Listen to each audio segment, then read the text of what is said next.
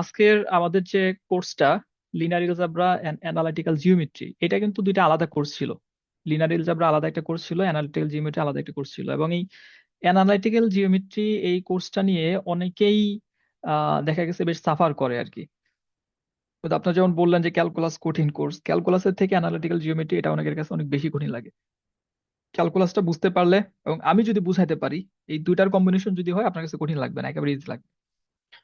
But এখানে বিভিন্ন যে থিওরি গুলো আছে সেখানে কিছু মুখস্থ করতে হয়, কিছু মনে রাখতে হয়। আচ্ছা, যাই হোক, এটার আমরা নেক্সট ক্লাস বা তার পরের ক্লাসটাতে আমরা অ্যানালিটিক্যাল জিওমেট্রিতে যাব, যেহেতু একই কোর্স, প্যারালালি আমরা আগাবো। তো লিনিয়ার এলজেব্রার মধ্যে যে টপিক গুলো আছে এর মধ্যে ফার্স্ট যে চ্যাপ্টারটা, সেই চ্যাপ্টারে এই 5টা টপিক দেওয়া হয়েছে: linear equation, system of linear equation, এবং এটার ডিফারেন্ট মেথড গুলা, সলভ করার ডিফারেন্ট মেথড গুলা, আর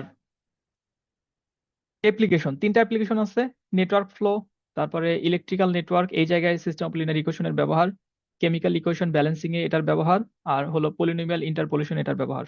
খুবই সহজ, খুবই সহজ। বাট যদি প্রপারলি এইটা সহজ কঠিনটা আসলে আপনাদের উপর নির্ভর করবে না, টোটালি আমার উপর নির্ভর করবে যে আমি কতটা সহজ হয়ে আপনাদের বুঝাইতে পারি। তো আমি চাইছিলাম প্রথমে পুরাটাই এক লেকচারে শেষ করা যায় কিনা, বাট পরে আমার কাছে মনে হলো যে এটা আপনাদের জন্য একটু টাফ হয়ে যাবে, একটু কঠিন হয়ে যাবে। তো এই জন্য লেকচারটাকে দুইটা ভাগে ভাগ করা হয়েছে।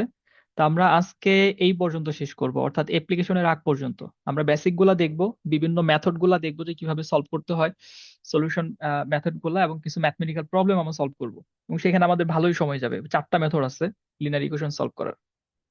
আচ্ছা, তাহলে আমাদের টপিকটা শুরু হচ্ছে লিনিয়ার ইকুয়েশন কি, লিনিয়ার ইকুয়েশনের কনসেপ্টের মাধ্যমে। এই হ্যান্ডনোটটা আপনাদের জন্যই করা, এটা আমি দিয়ে দিব আপনাদের ক্লাস শেষে। আচ্ছা, আমরা একটা ফর্মাল ডেফিনিশন দিয়ে শুরু করি। লিনিয়ার ইকুয়েশনের ফর্মাল ডেফিনিশনের মধ্যে যে কথাগুলো বলা হয়, যে একটা লিনিয়ার ইকুয়েশনে যদি n সংখ্যক চলক থাকে, x1, x2, x3, dot dot dot xn পর্যন্ত, তাকে একটা নির্দিষ্ট ফরম্যাটে যদি প্রকাশ করা হয়, তখন সেটাকে আমরা লিনিয়ার ইকুয়েশন বলবো। সে ফরম্যাটটা কেমন? যে a1 x1 plus a2 x2 plus a3 x3 plus dot dot dot an xn equals to b. B হলো একটা constant, a1 a2 a3 dot dot dot an এগুলো সব কনস্ট্যান্ট। আর কনস্ট্যান্ট গুলা সাধারণত জিরো নন জিরো যে কোনোটাই হতে পারে, কোনো সমস্যা নাই। বাট সবগুলা যদি জিরো হয়, তাহলে আবার ইকুয়েশনের এক্সিস্টেন্স থাকবে না। তাহলে সব জিরো না, এখানে কিছু জিরো হলে সমস্যা নাই। আচ্ছা, এটা হয়তো আপনাদেরকে একটু কনফিউজ করবে, আমরা ফর্মাল ডেফিনিশনে থাকলে এটা আপনাদেরকে কনফিউজ করবে, এই জন্য আমরা একটু ইনফর্মালি জিনিসটা বোঝার চেষ্টা করি। তো লিনিয়ার ইকুয়েশন বা রৈখিক সমীকরণ, রৈখিক সমীকরণ হচ্ছে ওই ধরনের সমীকরণ, সহজ ভাষায়, যেই সমীকরণে চলকের সর্বোচ্চ ঘাত থাকবে একের বেশি থাকা যাবে না। চলক অসংখ্য থাকতে পারে, যেমনটা এখানে বুঝাইছে x1 x2 x3, বা x1 x2 x3 না বলে আমরা x y z এইভাবে ব্যবহার করতে পারি। কিন্তু মেইন কন্ডিশনটা হচ্ছে যে ওই সমস্ত সমীকরণই আমরা লিনিয়ার সমীকরণ বলবো যে সমীকরণগুলোতে চলকের সর্বোচ্চ পাওয়ার, সর্বোচ্চ ঘাত থাকবে এক। তার মানে শুধু এক্স থাকবে বা শুধু ওয়াই থাকবে, শুধু জেড থাকবে, এখানে স্কোয়ার থাকা যাবে না। এটা হলে সেটা লিনিয়ার ইকুয়েশন আমরা বলতে পারবো না। আমরা যদি গ্রাফিক্যালি চিন্তা করি যে তাহলে এই সমীকরণগুলো কেমন সমীকরণ, এটা অলরেডি আমরা ইন্টারমিডিয়েট ব্যবহার করে আসছি। গ্রাফগুলা দেখতেই যে এরকম লম্বা একটা দাগ, সেটা যে কোনো দিকে বা যে কোনো পর্যায়ে হতে পারে, সেটা আমাদের কোঅর্ডিনেটস এর উপর নির্ভর করবে, মানের উপর নির্ভর করবে। তো আমরা এইটাকে, এই যে এখানে বড় একটা ফর্ম ছিল, এটাকে যদি ব্রেক ডাউন করি, ধীরে ধীরে আগাই, তাহলে ফার্স্ট এক চলক বিশিষ্ট আমরা চিন্তা করি যে একটা মাত্র চলক আছে এরকম লিনিয়ার সমীকরণ, লিনিয়ার ইকুয়েশন কেমন, তার সাধারণ আকারটা কেমন। এটা হচ্ছে যে এই ধরনের সমীকরণ আমরা পাবো, ax + b = 0, এটা একটা লিনিয়ার ইকুয়েশন। যদি উদাহরণে যাই, তাহলে 2x - 6 = 0, এটাকে বলা হবে লিনিয়ার সমীকরণ বা লিনিয়ার ইকুয়েশন। আর একটু যদি আমরা আগাই, দুই চলক বিশিষ্ট, যখন চলক দুইটা থাকবে তখন সমীকরণ কেমন হবে? তো দুই চলক বিশিষ্ট যদি হয়, তখন সেটাকে আমরা এই ফরম্যাটে, যেটা সরল রেখার সাধারণ আকার হিসেবে আপনারা পড়ে আসছেন ইন্টারমিডিয়েটে, যে ax + by + c = 0, এটা হলো দুই চলক বিশিষ্ট একটা লিনিয়ার সমীকরণ, রৈখিক সমীকরণ। এক্সাম্পল, এবং এ বি সি এর জায়গায় যদি আমরা কোনো একটা মান বসাই, 2x + 3y + 6 = 0। আচ্ছা, এরপর তিন চলক বিশিষ্ট যদি হয়, আরো একটু যদি আমরা সামনের দিকে আগাই, তাহলে সেটা কেমন হতে পারে? ax + by + cz + d = 0। তাহলে এই যে এই ধরনের সমীকরণ এক্সাম্পল কেমন হতে পারে? 2x + 3y + 4z = 12। তো এটা হচ্ছে আমাদের তিন চলক বিশিষ্ট লিনিয়ার সমীকরণ। তো এখন এই সমীকরণগুলা গ্রাফিক্যাল ইন্টারপ্রিটেশনটা আপনাদের জানা থাকা দরকার বা জানা উচিত। তা আমরা এই যে এক চলক বিশিষ্ট, দুই চলক বিশিষ্ট বা দুই চলক বিশিষ্ট গ্রাফিক্যালি তো একটা সরল রেখা এক্স এবং ওয়াই থাকলে হয়। তো তিন চলক বিশিষ্ট যখন হয় তখন আমরা এটাকে কিভাবে দেখাবো প্লেনের মধ্যে? তো এইটা আমি একটু 30 সেকেন্ড সময় নিচ্ছি, আপনাদেরকে আমি সিমুলেটেড আকারে দেখাই।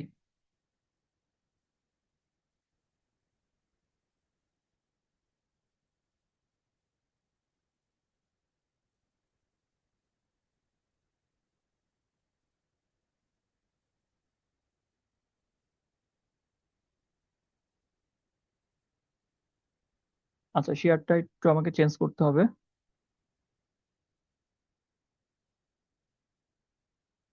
আপনারা স্ক্রিনটা দেখতে পাচ্ছেন কিনা আমাকে একটু কনফার্ম করবেন। কাজ যাচ্ছে। আচ্ছা, তো আমাদের যদি তিনটা চলক থাকে তখন তার আসলে 3D ফর্মটা হয় এরকম। তো এই জায়গায় দেখেন যে এখানে এই যে তলটা যেটা দেখা যাচ্ছে এটা হচ্ছে মূলত আমাদের শেপ সমীকরণ, যেটা সেই সমীকরণের শেপ 2x + 3y + 4z = 12। এই সমীকরণের আমরা যদি গ্রাফিক্যালি চিন্তা করি তাহলে এই ধরনের একটা শেপ আসে। তো এখানে আমরা যদি এক্স এর মান, এক্স এর সহগ এ বি, তারপর এ মানে ওয়াই এর সহগ, জেড এর সহগ, এই মানগুলো যদি পরিবর্তন করি তাহলে দেখেন আমাদের গ্রাফের মধ্যে পরিবর্তনটা কেমন হয়। যেমন এক্স এর সহগ পরিবর্তন করার ফলে এই যে কোঅর্ডিনেটসটা এটা সরে যাচ্ছে। তারপর ওয়াই এর সহগ পরিবর্তন করলে ওই ওয়াই অ্যাক্সিস বরাবর যে মানটা ছিল এটা সরে যাচ্ছে। তারপর জেড এর সহগ পরিবর্তন করলে এই মানটা পরিবর্তন হয়ে যাচ্ছে। আর ধ্রুবক যদি আমরা পরিবর্তন করি তাহলে যে পুরো প্লেনের আকারটাই বড় হয়ে যাচ্ছে। তো এটা হচ্ছে আমাদের লিনিয়ার ইকুয়েশন। যখন তিন চলক বিশিষ্ট থাকবে তখন এই ধরনের ফরম্যাটটা আমরা পাবো।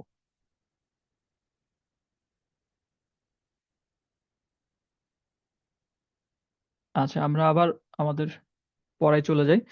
তাহলে মোটামুটি আমরা এইটুকু ধারণা পেলাম যে একটা লিনিয়ার সমীকরণ বা আহ, রৈখিক সমীকরণ হচ্ছে ওই ধরনের সমীকরণ যেই সমীকরণে চলক একটা থাকুক, দুইটা থাকুক, তিনটা থাকুক, অসংখ্য থাকুক বা এন সংখ্যক থাকুক, তার পাওয়ার হইতে হবে ওয়ান। ওয়ানের বেশি হওয়া যাবে না।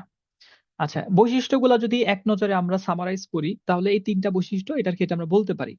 এক নাম্বার ওই কথাটা যে চলকের সর্বোচ্চ ঘাত হবে এক।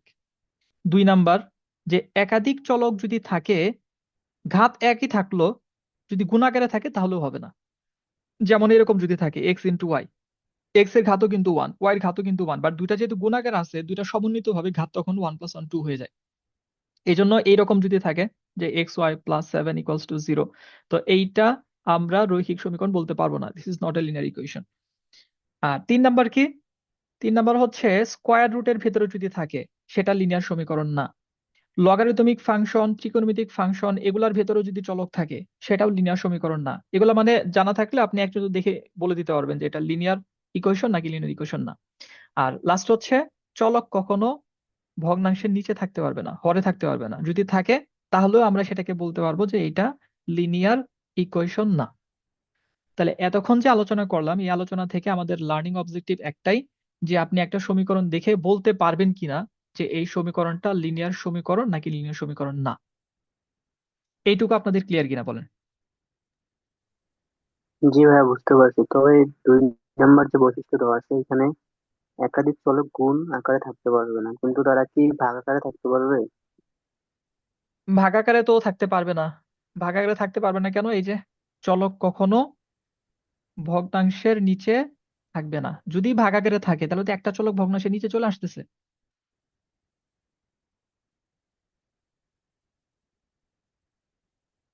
ঠিক আছে।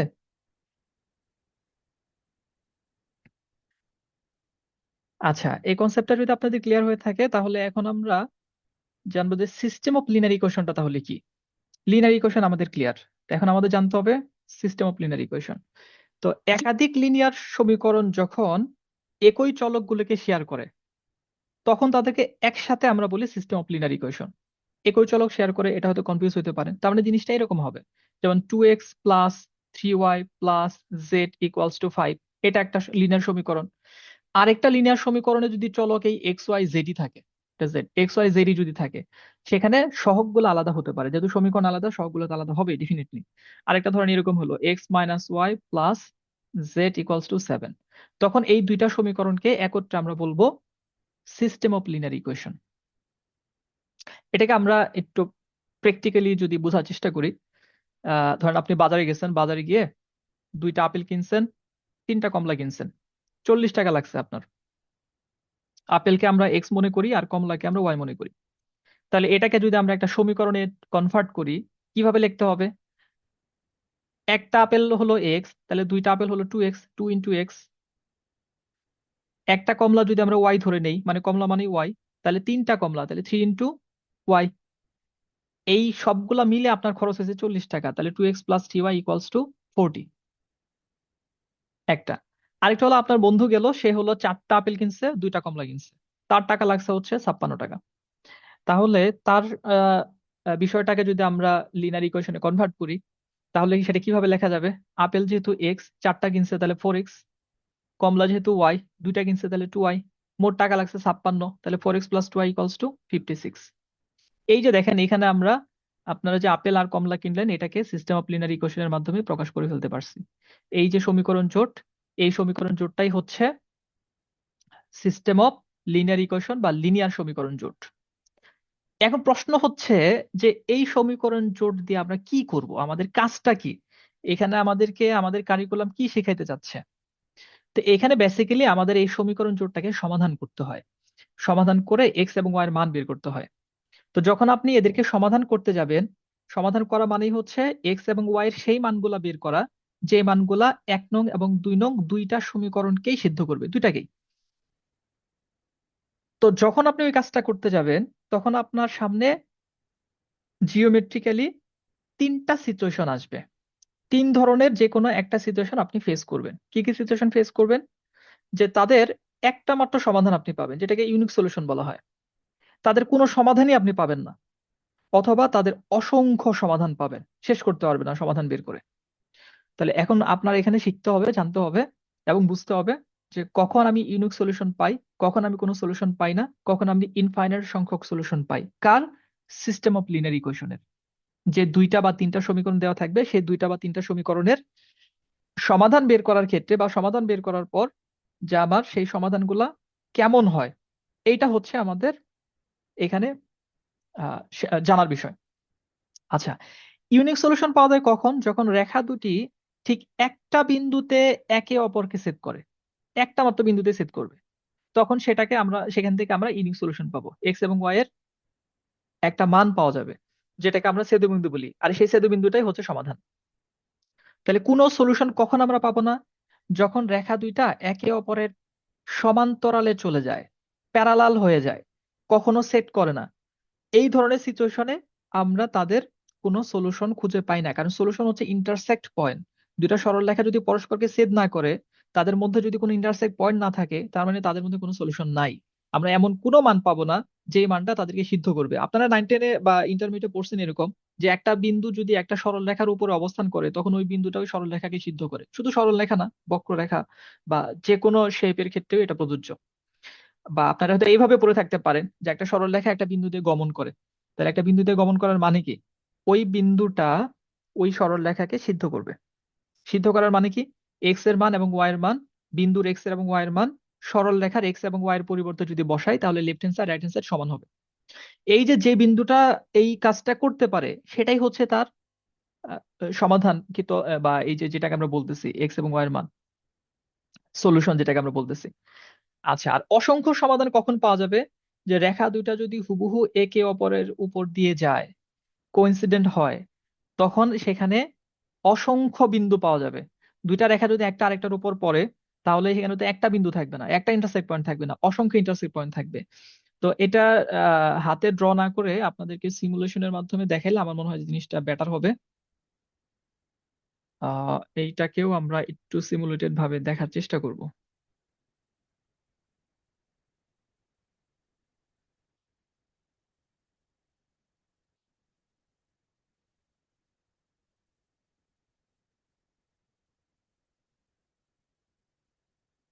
আচ্ছা, আপনারা আমাকে একটু কনফার্ম করবেন যে স্ক্রিনটা এখানে ক্লিয়ারলি দেখা যাচ্ছে কিনা। দেখা যাচ্ছে। দেখা যাচ্ছে। আচ্ছা, আমরা এই যে হোয়াইট কালারের যে রেখা দুটা দেখতে পাচ্ছি, এটা হচ্ছে আমাদের এক্স অ্যাক্সিস আর এটা হচ্ছে ওয়াই অ্যাক্সিস। এটা অসীমে চলে গেছে, এই জন্য অ্যারোটা এখানে দেখা যাচ্ছে না। আচ্ছা, এখন এই যে উপরের ব্লু কালার যেটা, এটা একটা সরল রেখা। আর এই যে কিছুটা রেড এর কাছাকাছি বা খয়েরি কালারের যেটা, এটা আরেকটা সরল রেখা। দেখেন তাদের অবস্থা সব, আপনারা এই জায়গাটা ফোকাস করবেন, এখানে দেখবেন আর সরলরেখার অবস্থানটা দেখবেন যখন পরিবর্তন হবে। তাহলে এখন ইনিশিয়ালি তাদের কোনো সমাধান নাই। কেন সমাধান নাই? কারণ তারা সমান্তরাল আছে। তাহলে আমরা যদি এই যে এবিসি এর এগুলার মানগুলা চেঞ্জ করি, মান চেঞ্জ করার সাথে সাথে দেখবেন যে সরলরেখার অবস্থানগুলো পরিবর্তন হবে। এই যে যখন দুটাকে ইন্টারসেক্ট করলো, তো ইন্টারসেক্ট করার ফলে তাদের এখন একটা, এই যে পরস্পর ছেদি, তার মানে একটা সমাধান পাওয়া গেছে, 8, -3। এক্স এর মান 8, ওয়াই এর মান -3। তাহলে এইভাবে আমরা যদি এখানে ভ্যালু গুলা পরিবর্তন করতে থাকি, সরল রেখার অবস্থান পরিবর্তন হবে এবং বিভিন্ন প্রেক্ষিতে তাদের দেখেন সমাধানগুলা বা অবস্থাটা উপরে শো করতেছে, দেখাচ্ছে যে যখন ইন্টারসেক্ট হচ্ছে তখন তার একটা সলিউশন পাওয়া যাচ্ছে, আর যখন প্যারালাল হয়ে যাচ্ছে তখন কোনো সলিউশন পাওয়া যাচ্ছে না, যেটা শুরুতে ছিল। আচ্ছা, এখন এটাকে যদি আমরা ওই যে ইনফাইনাইট সিচুয়েশনে নিতে চাই, তাহলে আমাদের ভ্যালু গুলাকে সমান করে দিতে হবে। দুইটা সরলরেখা একই সরলরেখা বানিয়ে দিতে হবে। এ ওয়ান এ টুর মান, তারপর বি ওয়ান বি টুর মান সমান করে দিতে হবে। তো এটা ম্যানুয়ালি করতে হবে, করে দিচ্ছি দেখেন।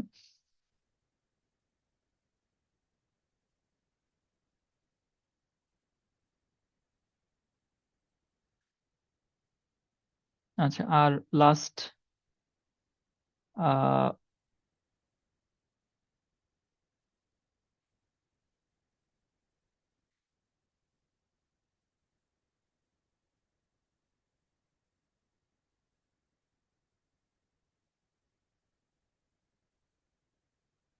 যখন এই যে একই হয়ে গেছে, এই সিচুয়েশনে যখন আমরা এই যে এ ওয়ান এর মান এ টুর মান, তারপর বি ওয়ান এর মান বি টুর মান, সি ওয়ান এর মান সি টু, সব যখন এক করে দিচ্ছি, দেখেন দুইটা আলাদা রেখা দেখা যাচ্ছে না। যখন দুইটা আলাদা রেখা দেখা যাচ্ছে না, তার মানে কি?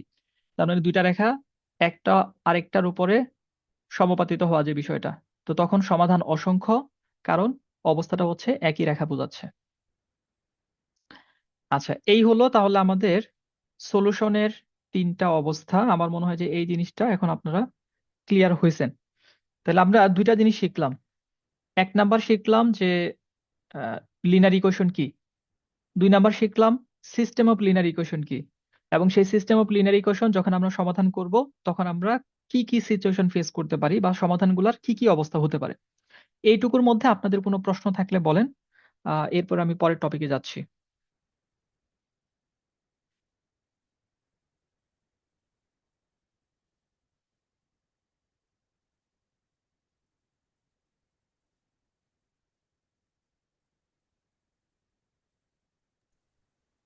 স্যার প্রশ্ন প্রবলেম নাই, কন্টিনিউ নাই? করেন। আচ্ছা, ঠিক আছে, না থাকলে একটু বলবেন যে স্যার ক্লিয়ার, আপনি সামনে আগান।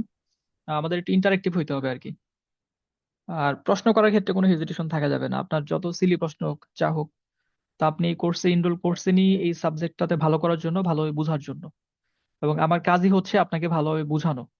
বাই এনি চান্স যদি এমন কোনো প্রশ্ন আপনি করেন যেটা আমি ইনস্ট্যান্ট আপনাকে অ্যান্সার দিতে না পারি, আমার যদি স্টাডি করার প্রয়োজন হয়, আমি স্টাডি করে তারপর আপনাকে জানাবো, কোনো সমস্যা নাই। তো কোশ্চেন করা এবং অ্যান্সার দেওয়া, এই জায়গাটা আমাদের এখানে কোনো মানে গ্যাপ রাখা যাবে না আর কি, বা গ্যাপ রাখার কোনো প্রয়োজন নাই।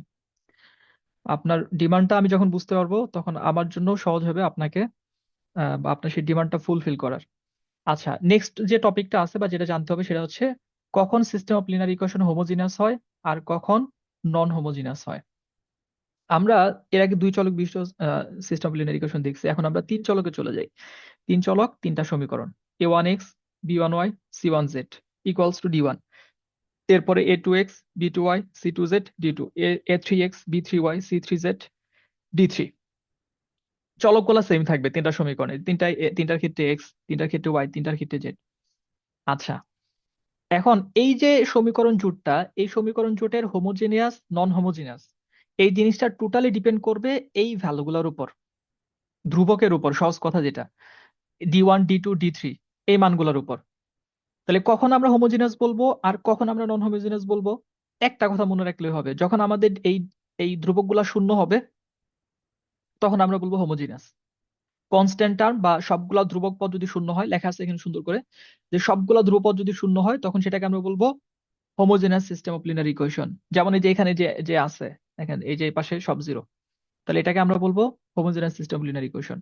বাই এনি চান্স যদি সবগুলো জিরো না হয়, তখন আমরা সেটাকে বলি non homogeneous system of linear equation.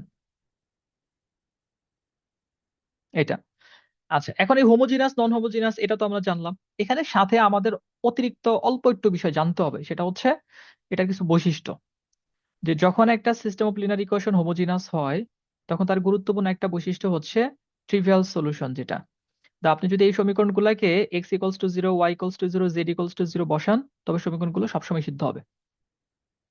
এর মানে হচ্ছে একটা হোমোজেনাস সিস্টেমের অন্তত একটা সমাধান সবসময় থাকেই, আর সেটা হচ্ছে মূল বিন্দু 0 0 0, যেটাকে আমরা সাধারণত ট্রিভিয়াল সলিউশন বা তুচ্ছ সমাধান বলা হয়। আর এটা জিওমেট্রিক্যালি কি বোঝায়? গ্রাফ পেপারে বা 3D স্পেসে যদি সমীকরণগুলো আঁকা হয়, তাহলে রেখাগুলা বা সবগুলা রেখা বা সমতল একেবারে ঠিক মূল বিন্দুর কাছাকাছি বা মূল বিন্দু দিয়ে পার হবে। আপনাদের যে প্রথমে যে ইটা দেখালাম, যে সিমুলেটেড ফর্মটা দেখালাম ইসের প্লেনের, তো প্লেনটা দেখছেন যে মূল বিন্দু থেকে একটু কিন্তু উপরে ছিল। তো যখন ট্রিভিয়াল সলিউশন থাকবে তখন এটা একেবারে মূল বিন্দু দিয়ে যাবে, মানে প্লেনটা থাকবে ঠিকই, বাট ওটা প্লেনটা মূল বিন্দুকে ক্রস করে যাবে। তাহলে আমরা এখানে জানতে পারলাম গুরুত্বপূর্ণ কি এখানে আমাদের মনে রাখতে হবে, সেটা হচ্ছে হোমোজেনাস কখন হয়। এটা হচ্ছে সবচেয়ে ইম্পর্টেন্ট, যেটা মনে রাখার জন্য। আমাদের হোমোজেনাস হবে যখন একটা সিস্টেম অফ লিনিয়ার ইকুয়েশনের কনস্ট্যান্ট টার্মগুলো জিরো হবে, সবগুলা D1 D2 D3 সব জিরো, হোমোজেনাস। সব জিরো না, নন হোমোজেনাস। হোমোজেনাস যখন হয় তার একটা ট্রিভিয়াল সলিউশন থাকে, সেটা হচ্ছে 0 0 0, কারণ এক্স এর মান, ওয়াই এর মান, জেড এর মান যদি জিরো বসায় তাহলে ওটাকে আমরা সিদ্ধ করা অবস্থায় পাবো, ওটা সিদ্ধ করবে। জিওমেট্রিক্যালি কি বোঝায় জিনিসটা? জিওমেট্রিক্যালি জিনিসটা মিন করে যে আমাদের যে প্লেনটা, কারণ তিন চলক মানে সেটা একটা প্লেন, একটা তল হবে, সেই তলটা মূল বিন্দু দিয়ে যাবে। আর নন হোমোজিনিয়াস হলে এই যে দুইটা আছে সমীকরণ, দুইটার মধ্যে একটাতে জিরো আছে আরেকটাতে জিরো নাই, তার মানে সবগুলা জিরো হবে না। এবং এই ক্ষেত্রে আমাদের কোনো ট্রিভিয়াল সলিউশন থাকবে না, মানে 0 0 0 এই বিন্দু দিয়ে এটা যাওয়ার কোনো সম্ভাবনা থাকবে না, এটা একটু শিফটেড হয়ে যায়, অরিজিন থেকে একটু সরে যায়। আমরা শুরুতে যে সিমুলেটেড ফর্মটা দেখছিলাম সেটা নন ট্রিভিয়াল সলিউশনের জন্য ছিল, কারণ সেখানে আমাদের যে ইকুয়েশনটা ব্যবহার করা হয়েছিল 2x 3y তারপরে 3z ইকুয়ালস টু 12, এই ধরনের একটা ফর্ম ছিল, ওই যে জিরো ছিল না, এই জন্য ওইটা মূল বিন্দু দিয়ে যায় নাই। তাহলে আমরা হোমোজিনাস এবং নন হোমোজিনাস, আশা করি এটা বুঝতে পারছি। কেউ যদি আপনাকে প্রশ্ন করে যে হোমোজিনাস ও নন হোমোজিনাস কি, সহজ ভাষায় বলবেন যে সমীকরণের ধ্রুবক যদি শূন্য হয়, অর্থাৎ ইকুয়ালস টু যদি জিরো থাকে, তাহলে সেটা হোমোজিনাস। আর যদি সবগুলা ইকুয়ালস টু জিরো না থাকে তাহলে সেটা নন হোমোজিনাস। হোমোজিনাসের একটা ট্রিভিয়াল সলিউশন থাকে 0 0 0, যেটার মানে হচ্ছে আমাদের ওই প্লেনটা মূল বিন্দু দিয়ে যাবে। আর নন হোমোজিনাসের ট্রিভিয়াল সলিউশন থাকে না, তার মানে হচ্ছে সেটা মূল বিন্দু দিয়ে যাবে না। শেষ, এইটুকু মাথায় রাখলেই হবে। আচ্ছা, এখন ওই যে আমরা সলিউশনের কথা বললাম, যে আমাদের সিস্টেম অফ লিনিয়ার ইকুয়েশনের মেইন কাজ হচ্ছে সলিউশন করা, সমাধান করা, সমাধান করে এক্স ওয়াই জেড এর মান বের করা। আলটিমেটলি আমরা যখন অ্যাপ্লিকেশনে যাব ওইখানে কি ওই কাজটাই করব, আমরা সলিউশন করব। তো এই সলিউশন করার চারটা মেথড আপনাকে শিখতে হবে: ক্রেমার্স রুল, বিপরীত ম্যাট্রিক্স এর মাধ্যমে এটার সলিউশনটা বের করা, গাউসিয়ান ইলিমিনেশন মেথড, আর হচ্ছে গাউস জর্ডান মেথড। চারটা মেথডই সহজ, এর মধ্যে দুইটা মেথড আপনাদের কিছুটা ধারণা আছে কারণ আপনারা ইন্টারমিডিয়েটে পড়ে আসছেন, ক্রেমারের নিয়ম আর হচ্ছে বিপরীত ম্যাট্রিক্সের সাহায্যে সমাধান, এই দুইটা। আর বাকি দুইটা আপনারা ফার্স্ট টাইম হয়তো পড়বেন, বাট বাকি দুইটা অনেক ইজি। প্রথমে চলেন আমরা ক্রেমার্স রুলে যাই। ভাইয়া একটু যে জুম আউট করলে ভালো হয়। হ্যাঁ, একটু জুম আউট করলে ভালো হয়, স্ক্রিনে বাকিগুলো দেখা যায় না। বা স্ক্রিন ছোট করতে হবে। জি ভাইয়া।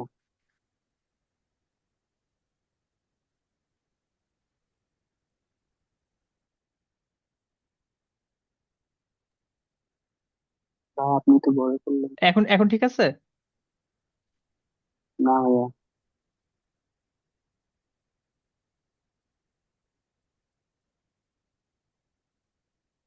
ভাইয়া ওনার সমস্যা হচ্ছে ভাইয়া, আপনি যেভাবে করছিলেন ওইভাবে করলে বেটার হয়।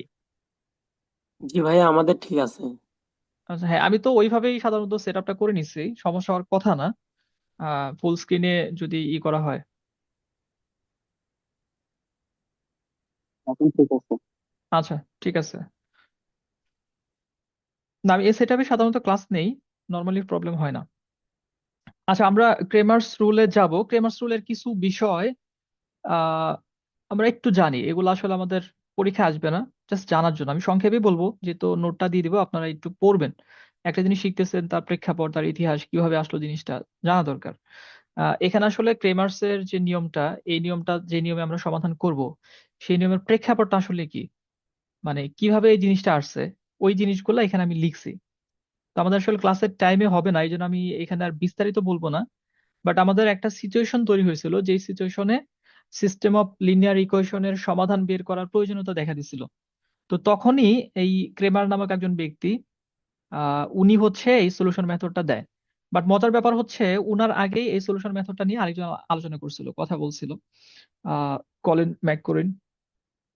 বাট উনি যেহেতু বই আকারে পাবলিশ করে ফেলছিল এবং ওনার বইটা অনেক পপুলার হয়ে গেছিল, সারা ওয়ার্ল্ডে ছড়াই গেছিল, যে কারণে উনার নামে পরবর্তীতে এটা নামকরণ হয়ে গেছে, ক্রেমারের নিয়ম। তো গবেষণা এইভাবে দেখা যায়, একজনের গবেষণাটা আরেকজন নিয়ে নেয়। আচ্ছা, যাই হোক, এটুকু আপনারা একটু পড়ে দেখবেন, আপনাদের জন্য এটা ছেড়ে দিলাম, ওই অংশটা লেখা আছে ইসের মধ্যে। তো যেটা আমাদের আমাদের শিখতে হবে, আমরা দেখবো, সেটা হচ্ছে এই যে ক্রেমার্স রুলের যে ফর্মুলাটা, এই ফর্মুলাটা আমার মনে হয় যে আপনাদের প্রশ্নগুলো আপনারা অনেকেই বলতে পারবেন। বাট এটা আসলে কিভাবে আসছে, এই জিনিসটা আমরা একটু দেখবো। ক্রেমার্স রুলের নিয়মটা কি? আমরা এখান থেকে এক্স এর মান যখন বের করি, X equals to D X divided by D, তারপর Y equals to D Y divided by D. আপনাদের মনে আছে না এটা, বা এটা পরিচিত লাগতেছে না? জি স্যার। এটা মনে আছে আমার। হ্যাঁ, অনেকের লাগার কথা, অনেকে ভুলে গিয়ে থাকতে পারেন, কোনো সমস্যা নেই। তো এইটা আসলে কিভাবে আসছে, তো এটা একটা প্রশ্ন। তা আমরা ক্রেমারের নিয়মের যে প্রসেসটা, যে এটার মূল যে ফর্মুলাটা, এই ফর্মুলাটা কিভাবে আসলো, এই জিনিসটা আমরা একটু সংক্ষেপে দেখে নিই। তো এটার জন্য আমাদের নির্ণায়কের কিছু বিষয় হয়তো এখানে আমরা একটু ব্যবহার করব। তো আমাদের আহ নির্ণায়কটা আগে লিনিয়ারের মধ্যেই ছিল, মানে ম্যাট্রিক্স নির্ণায়ক। বাট ওটাকে সামহাও এখন যেটা করছে, শিফট করে দিছে, ফান্ডামেন্টালি দিয়ে দিছে। তো আমরা ফান্ডামেন্টালি ম্যাট্রিক্স নির্ণায়কের বিষয়গুলো অনেক বিস্তারিত জানবো ইনশাল্লাহ। আচ্ছা, ফার্স্ট অফ অল এখান থেকে আমরা এটার আগমেন্টেড ম্যাট্রিক্স যে একটা বিষয় আছে, অর্থাৎ এদের এক্স ওয়াই জেড এর সহগগুলা নিয়ে আমরা যদি একটা নির্ণায়ক গঠন করি, সেই নির্ণায়কটাকে আমরা বলবো ডি। এটা হচ্ছে ডি এর পরিচয়। ডি হচ্ছে এক্স ওয়াই জেড, তাদের সহগগুলা নিয়ে গঠিত নির্ণায়ক। তাহলে A1, B1, C1, তারপর A2, B2, C2, A3, B3, C3। আচ্ছা, এখন আমরা একটা নির্ণায়কের মানের সাথে, বা একটা নির্ণায়ককে যদি কোনো একটা ভ্যালু দ্বারা গুণ করি, তাহলে তার মানকেও ওই ভ্যালু দ্বারা গুণ করতে হয়। এটা নির্ণায়কের একটা বৈশিষ্ট্য, এবং সেক্ষেত্রে একই থাকে। তার মানে উভয় পক্ষকে আমরা এক্স দ্বারা গুণ করে দিব। তাহলে x into D equals to, তাহলে এটাকে এক্স দ্বারা গুণ করতে হবে। এক্স দ্বারা গুণ করলে এখানে এক্স ইন্টু যা আছে তাই, A1, A2, A3, B1, B2, B3, C1, C2, C3। আচ্ছা, এখন যখন আমরা নির্ণয়কে গুণ করি, ম্যাট্রিক্সের গুণ আর নির্ণায়কের গুণ, এই দুইটার মধ্যে একটা ফান্ডামেন্টাল পার্থক্য আছে। নির্ণায়কের গুণের ক্ষেত্রে আপনি সবগুলা ভুক্তিকে গুণ করতে পারবেন না, আপনার যে কোনো একটা সারি অথবা যে কোনো একটা কলামকে গুণ করতে হবে। বাট আপনি যখন ম্যাট্রিক্সের গুণ করবেন, তখন ওই ম্যাট্রিক্সের সব কয়টা ভুক্তিকেই গুণ করতে হবে। তাহলে এইখানে আমরা অর্থাৎ এই কথার অর্থ হচ্ছে, এক্স দ্বারা আমরা চাইলে প্রথম কলামকে গুণ করতে পারবো, এক্স দ্বারা আমরা চাইলে দ্বিতীয় কলামকে গুণ করতে পারবো, এক্স দ্বারা আমরা চাইলে তৃতীয় কলামকে গুণ করতে পারবো, অথবা প্রথম সারিকে, অথবা দ্বিতীয় সারিকে, অথবা তৃতীয় সারিকে। কিন্তু আমরা এক্স দ্বারা একসাথে সবগুলাকে গুণ করতে পারবো না, কারণ এটা নির্ণায়ক। ম্যাট্রিক্স হলে আবার সবগুলাকেই করতে হইতো। তাহলে এখানে আমরা এক্স দ্বারা যদি প্রথম কলামকে গুণ করে দেই, তাহলে এটা হবে A1x, A2x, A3x।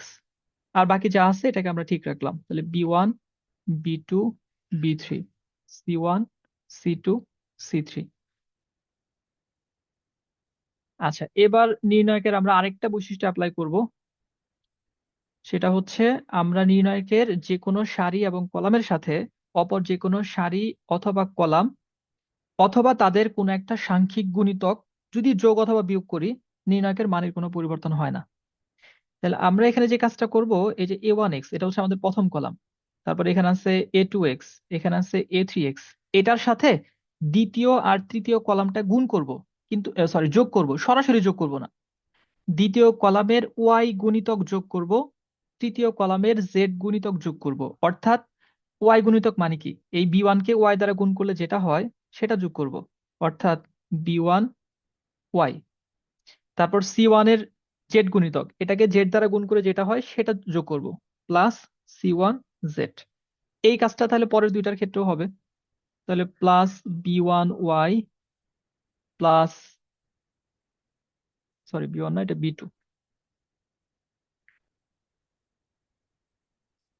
প্লাস সি2 জেড।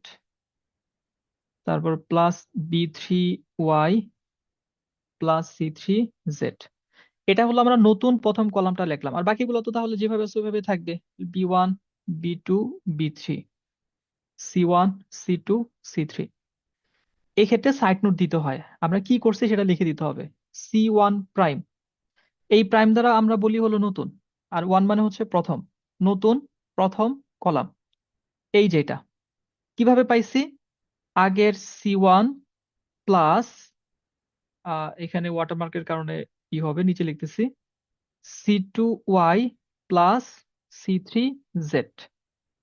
এটার অর্থ হচ্ছে সি1 বা প্রথম কলামের সাথে দ্বিতীয় কলামের ওয়াই গুণিতক এবং তৃতীয় কলামের জেড গুণিতক যোগ করে আমরা নতুন প্রথম কলামটা লিখছি। এই কাজটা আমরা আসলে কেন করলাম, এই কাজটা করলাম যাতে করে a1x plus b1y plus c1z এটার পরিবর্তে আমরা মান বসাতে পারি। কি বসাতে পারবো, এই যে d1, তারপরেরটার জন্য d2, তারপরেরটার জন্য d3। তাহলে এইখানে আমরা এরপর লিখতে পারবো, বা xt equals to d1 d2 d3, এখানে b1 b2 b3 c1 c2 c3। আচ্ছা, এখন যদি আমরা x বের করতে চাই, অর্থাৎ শুধু x, তাহলে এটা ইকুয়ালস টু হবে, আমরা এটাকে একটা নাম দিয়ে দেই, এটাকে আমরা dx দেই, যেহেতু x এর জন্য আমরা বের করব। তাহলে এটা ইকুয়ালস টু হবে dx ডিভাইডেড বাই d। এটাই হচ্ছে সেই ফর্মুলা, যে ফর্মুলাটা আপনারা ইন্টারমিডিয়েটে সরাসরি ব্যবহার করে আসছেন। এই ফর্মুলাটা আসছে এইভাবে। তো একইভাবে যদি আমরা ওয়াই এর জন্য কাজটা করি, ওয়াই দ্বারা গুণ করব, তারপরে যে একইভাবে প্যারালাল কাজগুলো যদি আমরা করি, তাহলে এখান থেকে আমাদের আসবে y equals to dy divided by d, z equals to dz divided by d। তারপরে নির্ণয় সমাধান এক্স ওয়াই জেড, যেভাবে সাধারণত লেখা হয় ওইভাবে আমরা লিখে থাকি। আচ্ছা, এখন এই প্রমাণটা এটা আপনাদের কাছে হয়তো একটু ঝামেলার মনে হতে পারে, আমি আরেকবার বলে প্রবলেম সলভিং এ যাব। মেইনলি আমাদের এখানে সমাধান করাটা শিখতে হবে। সমাধান করতে গেলে এটা একেবারে ইজি লাগবে, একবারে সহজ জিনিস, কঠিন কিছু না। আমি হলো সূত্রের প্রমাণটা দেখাচ্ছি, আর সূত্রের প্রমাণ সবসময় একটু কনফিউজিং হয়, একটু কঠিন লাগে। তা আমাদের এখানে যে তিনটা সিস্টেম অফ লিনিয়ার ইকুয়েশন ছিল, তিনটা সমীকরণ ছিল যে সিস্টেম অফ লিনিয়ার ইকুয়েশনে, সেখানে তিনটা সমীকরণের চলকের সহগগুলো নিয়ে আমরা একটা নির্ণয় গঠন করছি, যে নির্ণয়টাকে আমরা বলতেছি ডি। তারপরে আমরা নির্ণয়কের কয়েকটা প্রপার্টি ব্যবহার করে এক্স এর মান বের করছি। প্রথমে আমরা দুই পাশে এক্স দ্বারা গুণ করে দিছি, নির্ণয়কের ক্ষেত্রে এটাতে কোনো সমস্যা নাই। তারপরে আমরা এক্স দ্বারা প্রথম কলামকে গুণ করছি, এখানে আমাদের কিন্তু স্বাধীনতা ছিল, আমরা চাইলে দ্বিতীয় কলামকে গুণ করতে পারতাম, প্রথম সারিকে গুণ করতে পারতাম। বাট আমাদের রিকোয়ারমেন্ট যেটা, সেটা ফুলফিল করার জন্য আমরা শুধুমাত্র প্রথম কলামকে বেছে নিছি, এটাকে গুণ করলাম। গুণ করার পর আমাদের টার্গেট হচ্ছে মূলত এটা বানানো। এই জন্য আমরা দ্বিতীয় কলামের ওয়াই গুণিতক এবং তৃতীয় কলামের জেড গুণিতক প্রথম কলামের সাথে যোগ করে নতুন প্রথম কলামটা লিখছি। লেখার পর এখানে এটার পরিবর্তে আমরা d1, এটার পরিবর্তে d2, এটার পরিবর্তে d3 বসাই দিছি, যেটাকে আমরা বলতেছি dx। ফাইনালি আমাদের x equals to dx by d, y equals to dy by d একইভাবে আসবে, এটা দেখাই নাই, z equals to dz by d। তো আপনি যখন সমাধান করবেন সিস্টেম অফ লিনিয়ার ইকুয়েশন, তখন এই ফর্মুলাটা ব্যবহার করতে হবে। এই ফর্মুলার মধ্যে কি কি আমরা পাচ্ছি, বা কি আছে এখানে, যে এই জিনিসটা কি আসলে। তো প্রথমটা হচ্ছে ডি, নিচে যেটা যেটা দ্বারা আমাদের ভাগ করতে হবে, এক্স এর ক্ষেত্রে, ওয়াই এর ক্ষেত্রে, জেড এর ক্ষেত্রেও। এই ডি হচ্ছে এক্স ওয়াই জেড এর সহগ নিয়ে গঠিত নির্ণায়ক। এই যে এটা, তার মানে এক্স এর সহগ, ওয়াই এর সহগ, জেড এর সহগ ধারাবাহিকভাবে নিয়ে উপর নিচে লিখে আমরা একটা নির্ণায়ক গঠন করব, সেই নির্ণায়কের মানটাই হবে ডি। এক্স এর মান যখন আমরা বের করব, তার জন্য আমাদের ডিএক্স লাগবে। সেই ডিএক্সটা কি, আমরা এখানে এই যে এক্স এর যে সহগগুলা, এই এক্স এর সহগগুলো আমরা বাদ দিয়ে দিব, এগুলাকে আমরা রাখবো না। এগুলা বাদ দিয়ে এগুলার পরিবর্তে কি লিখবো, d1 d2 d3 লিখবো। নতুন আরেকটা নির্ণায়ক হবে, সেই নির্ণয়কের মান আমরা বের করব। যখন আমরা ওয়াই বের করতে চাচ্ছি, ওয়াই এর জন্য আমাদের সেম কাজটা হবে। কি হবে? এক্স এর সহগ থাকবে, এই যে ওয়াই এর সহগগুলো বাদ যাবে, এই জায়গায় আসবে ডি1 ডি2 ডি3। যখন আমরা জেড এর জন্য ক্যালকুলেশন করব, ডিজেড বের করব, তখন এক্স এর সহগ ওয়াই সহগ থাকবে, জেড এর সহগগুলা এগুলার পরিবর্তে ডি1 ডি2 ডি3 আমাদের ব্যবহার করতে হবে। তা আমরা একটা ম্যাথমেটিক্যাল এক্সাম্পলে যাই, তাহলে জিনিসগুলো একেবারে ক্লিয়ার হয়ে যাবে। তাহলে আমাদের এখানে এটাকে সমাধান করতে হবে। এটা সিস্টেম অফ লিনিয়ার ইকুয়েশন, 3টা সমীকরণ আছে। তাহলে এখানে বাংলা লেখা বলতে আমরা শুধু লিখবো যে ক্রেমারের নিয়মে,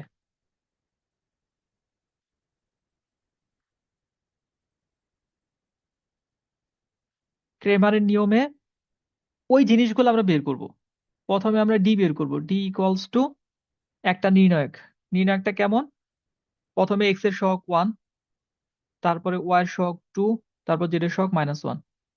তাহলে আপনারা ম্যাট্রিক্স নির্ণায়ক অধ্যায়ের ব্যাপারে যদি মোটামুটি ধারণা থাকে, তাহলে আমাদের এই যে এক একটা উপাদান যেগুলা নির্ণায়কের, এগুলাকে আমরা ভুক্তি বলি, এবং এদের মধ্যে সেপারেশন থাকে, দূরত্ব থাকে, একসাথে যেন কাছাকাছি না হয়ে যায়, একটু ডিস্টেন্স রেখে লিখতে হবে, এটা আলাদা, এটা আলাদা, এটা আলাদা।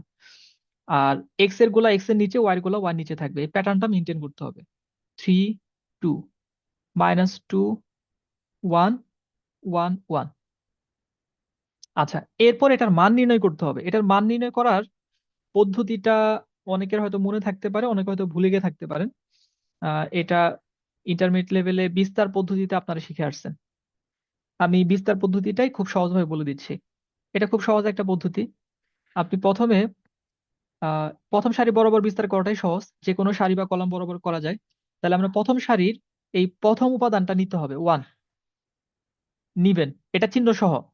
নেয়ার পর মনে মনে এই 1 বরাবর সারি এবং 1 বরাবর কলাম বাদ দিয়ে দিবেন। এই সারিটাও বাদ যাবে, এই কলামটা বাদ যাবে। তাহলে বাদ যাওয়ার পর দেখেন আপনার কি থাকে। আপনার থাকবেই হচ্ছে এই যে এইটা, এইটা, এইটা, এইটা, এই চারটা থাকবে। বাকিগুলা কিন্তু আপনি মনে মনে বাদ দিয়ে দিচ্ছেন, এটাও বাদ দিয়ে দিচ্ছেন, এটাও বাদ দিয়ে দিচ্ছেন। তাহলে ওয়ানের সাথে প্রথমটা আমি একটু বিস্তারিত লিখেই করি। ওয়ানের সাথে গুণ হবে ওই চারটা উপাদানের বা ওই চারটা ভুক্তি নির্ণয়। তাহলে -2 1 1 1। এরপরে আপনি নিবেন হচ্ছে দ্বিতীয় ভুক্তিটা, এটা। এটার অবস্থানগত চিহ্ন হচ্ছে মাইনাস। অবস্থানগত চিহ্ন কেমন? তার পজিশনাল সাইন যেটাকে বলা হয়। প্রথমটা চিহ্ন প্লাস, তারপরটা মাইনাস, তারপরটা প্লাস। তাহলে দ্বিতীয়টার জন্য আমাদের অবস্থানগত চিহ্ন হচ্ছে মাইনাস, তাহলে আমরা নিব -2। তাহলে -2 নেওয়ার পর এখন ওই সেম কাজটা, 2 বরাবর সারি এবং 2 বরাবর কলাম বাদ। বাদ দিলে আপনার থাকতেছে এই 3, এই 1, এই 2, এই 1। তাহলে 2 এর সাথে এই চারটা নির্ণয়ক আকারে আপনাকে লিখতে হবে, 3 1 2 1। এরপর আমাদের নিতে হবে 3 নাম্বার যেটা, এই যে -1। তাহলে -1 যদি আমরা নেই, এটার অবস্থানগত চিহ্ন প্লাস, প্লাসে মাইনাসে -1 নিয়ে এইটা বরাবর সারি কলাম আমরা বাদ দিব। তাহলে এটা বরাবর সারি কলাম যদি আমরা বাদ দিই, তাহলে এইগুলা বাদ যাবে। বাদ দিয়ে এই যে বাকি যা থাকে, এই যে এইটুকু নিয়ে আমরা আবার একটা নির্ণয় গঠন করে 1 এর সাথে গুণ করব। তাহলে 3 -2 2 1। তো এটা হচ্ছে আমাদের বিস্তারের প্রসেস। এই প্রসেসে বিস্তার যখন আমাদের শেষ হবে, তখন আমরা কি করব? ইকুয়ালস টু এই 1 ইনটু, এখন এইটুকুর থেকে আমরা আবার মান নির্ণয় করব। এইটুকু থেকে মান নির্ণয় করার নিয়ম কি? এইটুকু থেকে মান নির্ণয় করার নিয়ম হচ্ছে এই 2 এর সাথে 1 গুণ হবে কোনাকুনি ফার্স্ট, মানে -2 এর সাথে 1 গুণ হবে, এরপরে ফর্মুলার মাইনাস, এই 1 এর সাথে 1 গুণ হবে। তাহলে আমাদের -2 এর সাথে যদি 1 গুণ হয়, এটা -2 ফর্মুলার মাইনাস 1 ইন্টু 1 1।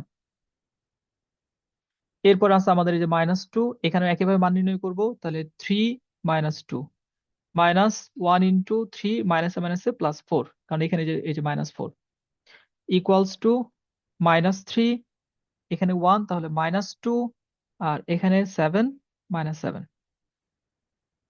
ইকুয়ালস টু কত আসতেছে? -12। আপনারা ডি এর মান বের করাটা বুঝতে পারলেন কিনা, এটা আমাকে একটু কনফার্ম করেন। জি স্যার। স্যার 2 নাম্বার লাইনটা না লিখে ডিরেক্ট 3 নাম্বার লাইনটা কি লেখা যাবে? হ্যাঁ, লেখা যাবে এবং ওইটাই আপনারা লিখবেন। আমি জাস্ট হলো ফার্স্ট টাইম বুঝাচ্ছি, এই জন্য একেবারে ভেঙে ভেঙে লিখতেছি আর কি। এই লাইনটা জরুরি না। এটা না লিখে একবারে লিখতে পারলে এটাই লিখবেন। Okay sir. আচ্ছা, এরপরে আমাদের তিনটা চলকের জন্য তিনটা মান বের করতে হবে। আমরা বের করব এক্স এর জন্য ডিএক্স। তাহলে ডিএক্স ইকুয়ালস টু কি হবে? ওই যে ওই কথাটা মনে রাখতে হবে। তাহলে আমার এখন এক্স এর সহগগুলো হবে না, এই যে 1 3 2 এটা হবে না। এর পরিবর্তে কি হবে? এই সহগগুলো হবে 1 0 2। জাস্ট এই লজিকটা মাথায় রাখলে আমাদের ক্রেমার নিয়মের সমাধান আমরা পারবো, ম্যাথ ভুল করব না। তাহলে আমরা প্রথম কলাম হবে 1 0 2। তাহলে এখানে আমরা চলে আসবে 1 0 2। বাকি দুইটা যে কলাম আছে অর্থাৎ ওয়াই এর সহগ জেড এর সহগ, এদের মধ্যে কিন্তু কোনো পরিবর্তন হবে না। তাহলে এখানে 2 -2 1 -1 1 1 যা আছে তাই থাকবে। তাহলে এখন আমরা কি করব? আবার এটার মান নির্ণয় করবো। এটার মান নির্ণয় করার জন্য সেম প্রসেস। তাহলে এখন আমরা যদি ডিরেক্ট করি, আমরা এখন দ্রুত করলে আপনারা বুঝতে পারবেন। তাহলে প্রথমে 1, তারপর 1 বরাবর সারি কলাম বাদ, এই যে -2 × 1 -2, ফর্মুলার মাইনাস 1 × 1 1, তারপরে -2, মাইনাস কেন নিলাম? অবস্থানগত চিহ্ন, প্রথমটা প্লাস সবসময়, তারপর একটা মাইনাস, তারপর একটা প্লাস। আর নিজের জন্য নিজের চিহ্ন আর অবস্থানগত চিহ্ন গুণ করতে হবে। তাহলে 2 নিলে 2 বরাবর সারি কলাম বাদ। তাহলে আমাদের এখানে 0 × 1 0 -2, তারপরে আবার -1, এই -1 বরাবর সারি কলাম বাদ যাবে, 0 মাইনাসে মাইনাসে +4 ইকুয়ালস টু, এখান থেকে আমরা পাচ্ছি -3। এরপর -2 আর -2 গুণ হয়ে মাইনাসে মাইনাসে +4, আর এখান থেকে আমাদের আসবে -4 স্যার ইকুয়ালস টু -3। -3। হ্যাঁ, তাহলে ডিএক্স এর মান আমরা পেয়ে গেলাম। তাহলে একইভাবে আমাদের এখন ডিওয়াই বের করতে হবে। তাহলে এখন আপনারা আমাকে একটু বলবেন যে ডিওয়াই এর জন্য আমি কি করব, কি লিখবো? প্রথম স্যার কলামটা হচ্ছে আগেরটার মতো সেম থাকবে 1 3 2, দ্বিতীয় কলামটা হবে হচ্ছে 1 0 2, আর তৃতীয় কলামটা হবে হচ্ছে -1 1 1। এক্স্যাক্টলি, জি গুড গুড, ভেরি গুড। তাহলে প্রথম কলামটা আমাদের এক্স এর সবগুলা থাকবে 1 3 2 1 3 2। দ্বিতীয় কলামটা যেহেতু আমরা ওয়াই এর জন্য বের করতেছি, এইটা হয়ে যাবে আমাদের এই যে 1 0 2 সহগগুলা। তাহলে এটা হয়ে যাবে 1 0 2। আর তৃতীয় কলামটা এটা আমাদের জেড এর যে সহগ ছিল সেই সহগগুলাই থাকবে -1 1 1। তাহলে এটার মান আমরা বের করি। আমি বারবার এক্সপ্লেন করে দিচ্ছি যাতে আপনাদের বিষয়গুলা ভালোভাবে আয়ত্ত হয়ে যায়। তাহলে এখন আমরা সেই প্রথম সারির সাপেক্ষে যদি বিস্তার করি, তাহলে 1 1 বরাবর সারি কলাম বাদ যাবে, 0 -2, তারপর -1, একইভাবে 3 -2, তারপরে এটাও -1 হবে কারণ আমাদের অবস্থানগত চিহ্ন প্লাস, প্লাসে মাইনাসে মাইনাস, 3 2 6 -0। তাহলে -2, -7। এখানে আমাদের -1, আর এখান থেকে আসতেছে -6, -9 হচ্ছে না? স্যার -9ই হবে। হ্যাঁ, -9। আচ্ছা, এরপরে লাস্ট হচ্ছে ডিজেড। ডিজেডটা আমরা কিভাবে বের করব? এইটা আমাদের এক্স এর সহগগুলা থাকবে, এক্স এর সহগগুলা থাকবে 1 3 2, তারপর ওয়াই এর যে সহগগুলা ছিল সেগুলো থাকবে। ওয়াই সহগ ছিল আমাদের 2 -2 1, এই যে সমীকরণের 2 -2 1। তাহলে এখানে হয়ে যাবে 2 -2 1।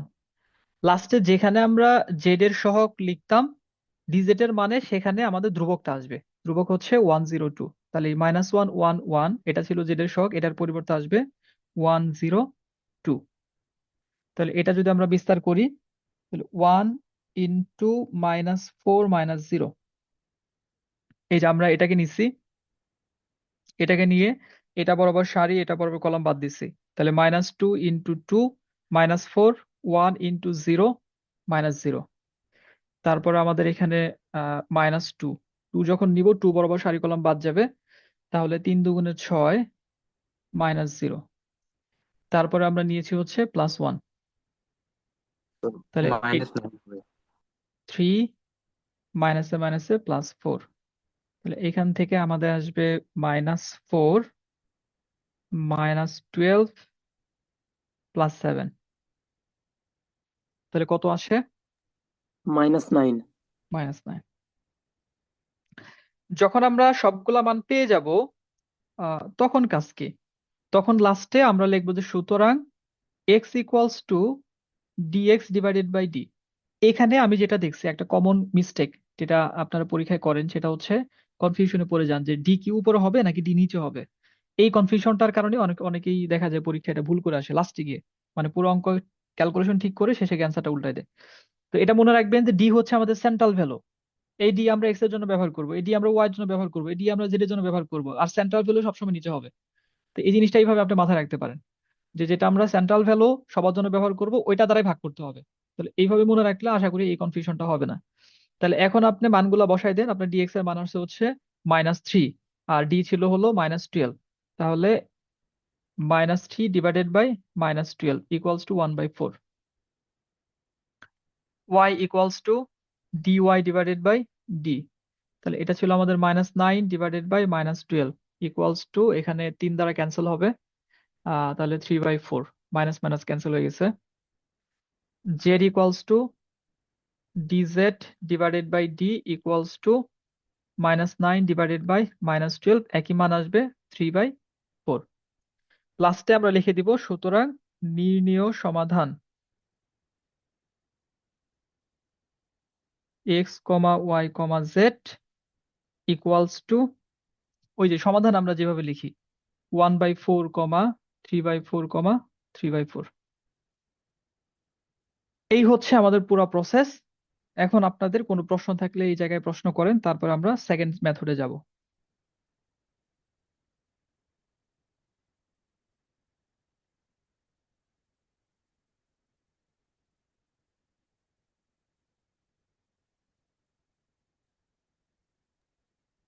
কোনো কোশ্চেন নাই স্যার।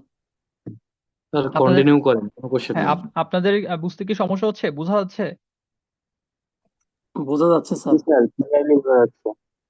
আচ্ছা, এর পরের মেথডটা হচ্ছে বিপরীত ম্যাট্রিক্স পদ্ধতি।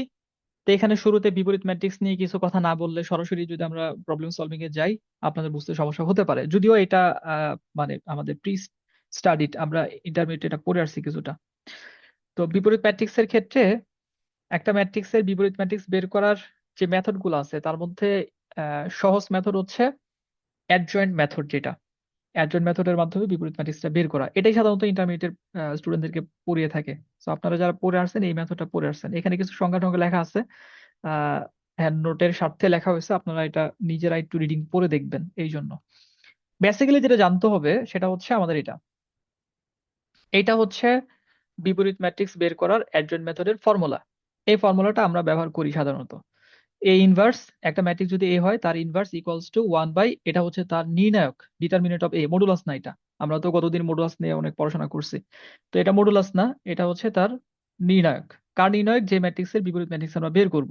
আর এটা হচ্ছে তার অ্যাডজয়েন্ট। অ্যাডজয়েন্টের ব্যাখ্যাটা আমি দিব। নির্ণায়ক হচ্ছে আমরা ওই যে এর আগে যে কাজটা করলাম ক্রেমারের নিয়মে, আমরা এই যে মানগুলা যে নির্ণয় করছি, এই যে এখান থেকে যে মান নির্ণয় করলাম, এটাই হচ্ছে তার ডিটারমিনেন্ট নির্ণয় করা। এই কাজটাই ওইখানে আমাদের করতে হয়। সো এখানে তার মানে এটা হচ্ছে আমাদের সেই নির্ণায়ক যেভাবে আমরা ক্রেমারের নিয়মে মানগুলো বের করছি। তাহলে ম্যাট্রিক্সকে নির্ণায়কে কনভার্ট করে ওইভাবে মান বের করে এখানে বসাইতে হয়। আর এটা হচ্ছে অ্যাডজয়েন্ট। তো এখন ফর্মুলা বেস যে ম্যাথগুলা, এই ম্যাথগুলার একটা সুবিধা হচ্ছে আপনাকে শুধু দেখতে হবে ফর্মুলাতে কি কি আছে। আপনি ওই মানগুলা বের করবেন, ফর্মুলাতে বসাই দিবেন, জিনিসটা চলে আসবে। তো বিপরীত ম্যাট্রিক্সের এখানে আমাদের দুইটা জিনিস আছে, এই দুইটা জিনিস যদি আমরা বের করতে পারি ম্যাট্রিক্স থেকে, ওই দুইটা জিনিস এখানে বসাই দিলে ওটার বিপরীত ম্যাট্রিক্স আমরা পেয়ে যাব। বিপরীত ম্যাট্রিক্স নিয়ে কেন কথা বলতেছি? কারণ বিপরীত ম্যাট্রিক্সের মাধ্যমে যে সমাধান পদ্ধতি, এই পদ্ধতিতে আমাদের বিপরীত ম্যাট্রিক্সটা বের করতে হয়। আচ্ছা, তাহলে এটা নির্ণয়টা আমরা বুঝতে পারছি। এখন অ্যাডজয়েন্টটা কি, অ্যাডজয়েন্টটা আমরা একটু বলি।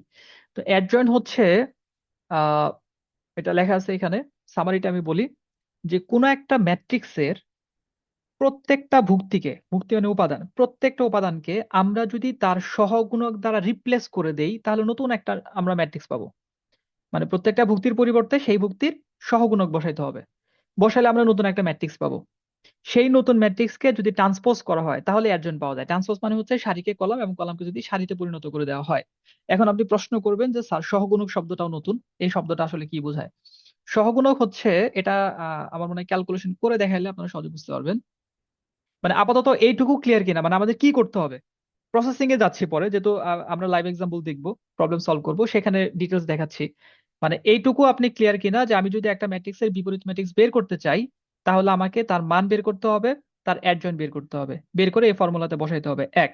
দুই হচ্ছে মান হলো আমরা ওই যে বিস্তার পদ্ধতিতে ক্রেমারের নিয়মে যেভাবে মান বের করলাম ওইভাবে ম্যাট্রিক্সকে নির্ণায়ক আকারে লিখে বের করতে হবে। আর অ্যাডজয়েন্ট হচ্ছে দুইটা স্টেপ। এক নাম্বার স্টেপ, যেই ম্যাট্রিক্সের অ্যাডজয়েন্ট আমরা বের করব সেই ম্যাট্রিক্সের প্রত্যেকটা ভুক্তির পরিবর্তে তার সহগুণক লিখব। লেখার পর সারিকে কলাম করে দিব, কলামকে সারি করে দিব, করে দিলে অ্যাডজয়েন্ট হয়ে যাবে। সহগুণক বের করার প্রসেস আমরা জানি না বা আমরা এখনো দেখি নাই, বাট এই হলো আমাদের টোটাল কাজ। এইটুকু আপনারা বুঝতে পারছেন কিনা, এইটুকু আপনারা ক্লিয়ার কিনা? জি স্যার, বুঝতে পারছি। আচ্ছা ঠিক আছে, এখানে আমি এই যে তার স্টেপ বাই নির্ণায়কের মান যদি শূন্য আসে তাহলে? তাহলে হ্যাঁ, গুড, ভালো একটা কথা বলছেন। এটা লেখা আছে এখানে। এটা হচ্ছে একটা ম্যাট্রিক্সের বিপরীতকরণ যোগ্যতা। যদি নির্ণায়কের মান শূন্য আসে তাহলে ওইটার বিপরীত ম্যাট্রিক্স নাই, তার মানে ওইটার কোনো সমাধান আমরা এই পদ্ধতিতে বের করতে পারবো না। কেন নাই? কারণ এই যে মান দ্বারা তো আপনি ভাগ করতেছেন, 0 দ্বারা ভাগ করলে তো সেটা আমাদের অনির্ণয় আকারের মধ্যে চলে যাবে, তো সেখান থেকে আমরা কোনো ভ্যালু পাবো না। গুড, জি স্যার, ভালো প্রশ্ন। এটা বুঝাই। আচ্ছা, এখানে যে প্রসেস যা লেখা হয়েছে এগুলো আপনারা নিজেরা একটু পড়ে দেখবেন, পড়ার জন্য। এখন আমি আসি হচ্ছে যখন আমি বিপরীত ম্যাট্রিক্সটা বের করতে পারবো, তখন বিপরীত ম্যাট্রিক্সের সাহায্যে সমাধানে গিয়ে আমাদের কি করতে হবে। বিপরীত ম্যাট্রিক্সের সাহায্যে যখন আমরা এরকম তিনটা সমীকরণ জোট সমাধান করব, এখানে যেগুলো দেওয়া আছে a1x b1y c1z a2x b2y c2z a3x b3y c3z, তারপর d1 d2 d3 ধ্রুবক আকারে আছে, তাহলে এইগুলাকে ম্যাট্রিক্স আকারে আমাদের লিখতে হবে। ম্যাট্রিক্স আকারে লেখার অয়টা কি? অয় হচ্ছে ওই যে আমরা ক্রেমারের নিয়মে ডি যেভাবে লিখছি ওইটা হবে আমাদের আগমেন্টিক ম্যাট্রিক্স বলে, ওইটা হবে আমাদের প্রথম ম্যাট্রিক্স a1 b1 c1 শুধু সহগগুলো নিয়ে। এটাকে গুণ করব আমরা একটা চলক ম্যাট্রিক্সের মাধ্যমে, কলাম ম্যাট্রিক্স যেটা হবে এক্স ওয়াই জেড। এটা ইকুয়ালস টু হবে আমাদের এই যে ধ্রুবকের একটা column matrix d1 d2 d3। এটা কিভাবে লেখা যাবে, কেন লেখা যায়? আপনি যদি এখন এখান থেকে এখানে ফেরত যেতে চান আপনি যেতে পারবেন। কিভাবে? এই দুইটা তো আমরা গুণাকারে লিখছি, তাহলে প্রথম সারির সাথে এই কলামটা গুণ হবে ম্যাট্রিক্সের গুণের যে নিয়ম সেই নিয়ম অনুযায়ী।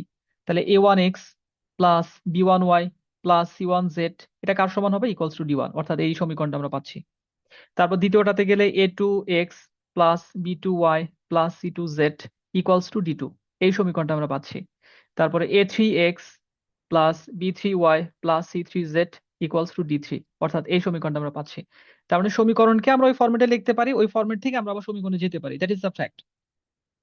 লেখার পর আমরা যদি ম্যাট্রিক্সের এগুলোকে কিছু নাম দেই, নোটেশন দেই, যেমন এটা হচ্ছে এ, তারপর এটা হচ্ছে এক্স, তারপর এটা হলো বি, তখন আমরা কি করতে পারবো? দেখেন এখানে আমরা উভয় পক্ষকে এ ইনভার্স দ্বারা গুণ করে দিলে এ আর এ ইনভার্স চলে যাবে, থাকবে শুধু এক্স, আর এই পাশে হবে এ ইনভার্স বি। এরপরে আমাদের এই যে এ ইনভার্সের মানটা, এই ম্যাট্রিক্সের বিপরীত ম্যাট্রিক্স যেটা আমরা এর আগে দেখলাম, এটা বের করার পর এখানে যদি আমরা মানগুলা বসাই দেই, তখন এইটা আর এটা গুণ করলেই আমরা এক্স ওয়াই জেড এই তিনটার মান পেয়ে যাব, বা এই তিনটার মান বসায় দেওয়া যাবে। তো আমি একটা ম্যাথমেটিক্যাল এক্সাম্পলের মাধ্যমে জিনিসটা দেখাই, তাহলে জিনিসটা আপনাদের কাছে একেবারে ইজি লাগবে। তো এখানে আমাদের একটা সিস্টেম অফ লিনিয়ার ইকুয়েশন আছে। এই সিস্টেম অফ লিনিয়ার ইকুয়েশনটা আমাদেরকে বিপরীত ম্যাট্রিক্সের সাহায্যে সমাধান করতে বলছে, বা বিপরীত ম্যাট্রিক্সের সাহায্যে আমরা সমাধান করব। তাহলে এটার প্রথম কাজ কি? প্রথম কাজ হচ্ছে সমীকরণ জোটকে আমরা আহ ম্যাট্রিক্সের সাহায্যে প্রকাশ করব। তাহলে এখানে শুধু এটা লিখলেই হবে যে সমীকরণ জোট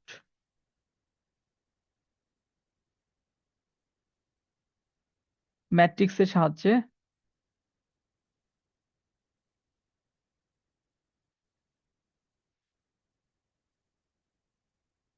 প্রকাশ করে পাই।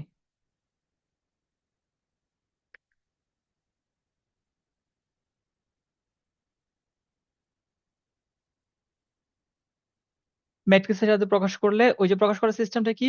প্রথমে আমরা এক্স ওয়াই জেড এর সহগ নিব, তাহলে 11 3 2, তারপর আমাদের 3 2, জেড নাই দ্বিতীয় সমীকরণে, নাই মানে 0, তারপর হচ্ছে 1, এখানে কিন্তু ওয়াই নাই, তাহলে এটা 0 আর z এর সহগ হচ্ছে 1। এইটার সাথে হচ্ছে এক্স ওয়াই জেড, এইটা ইকুয়ালস টু ধ্রুবকগুলো আমাদের লিখতে হবে 23 7 4।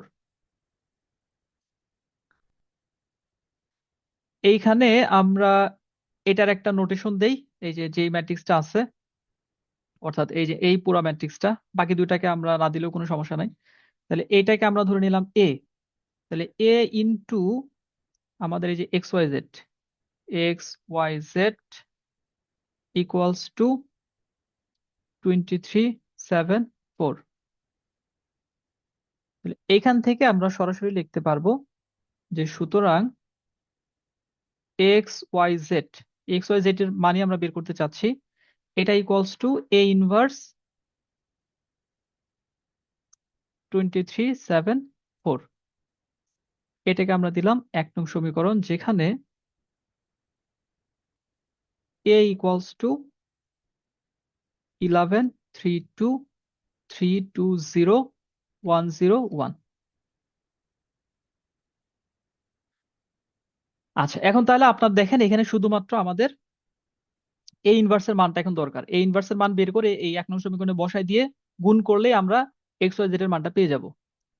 তাহলে এখন এই যে এ ইনভার্স বের করতে গিয়ে আপনার দুটা জিনিস লাগবে, যেটা আমরা দেখে আসলাম এর আগে। এক নাম্বার হচ্ছে এটার মান লাগবে। তাহলে আমরা এটার মান বের করি প্রথমে, যে এখন ডিটারমিনেন্ট অফ এ, এটা কিন্তু মডুলাস না, আবার বলতেছি, এটা হচ্ছে নির্ণায়ক চিহ্ন। তাহলে এই ডিটারমিনেন্টটা হচ্ছে 11 3 2 3 2 0 1 0 1।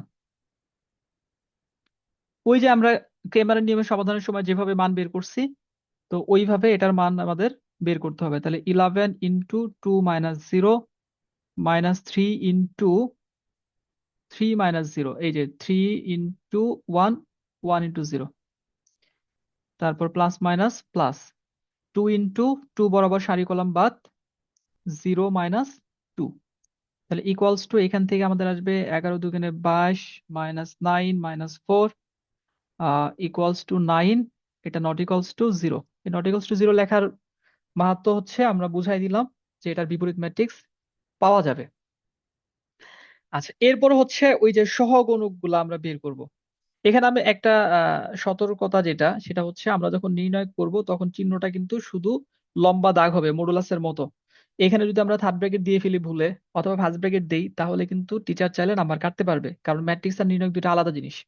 একটা হচ্ছে মান, আরেকটা হচ্ছে শুধুমাত্র সাজানো ব্যবস্থা। তো সেক্ষেত্রে অর্থগত একটা কনফ্লিক্ট তৈরি হয়। আচ্ছা, তাহলে এখন সহগুণকগুলোর জন্য তাহলে আমরা একটু সেপারেশন ওয়ার্ড দেই, যে সহগুণকগুলি নিম্নরূপ।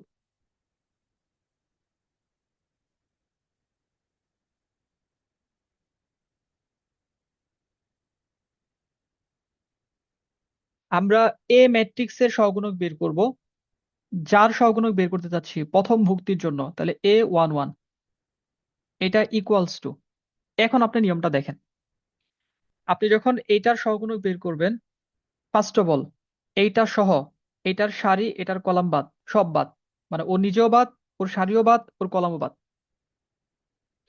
এরপর এটার অবস্থানগত চিহ্নটা আপনি লিখবেন।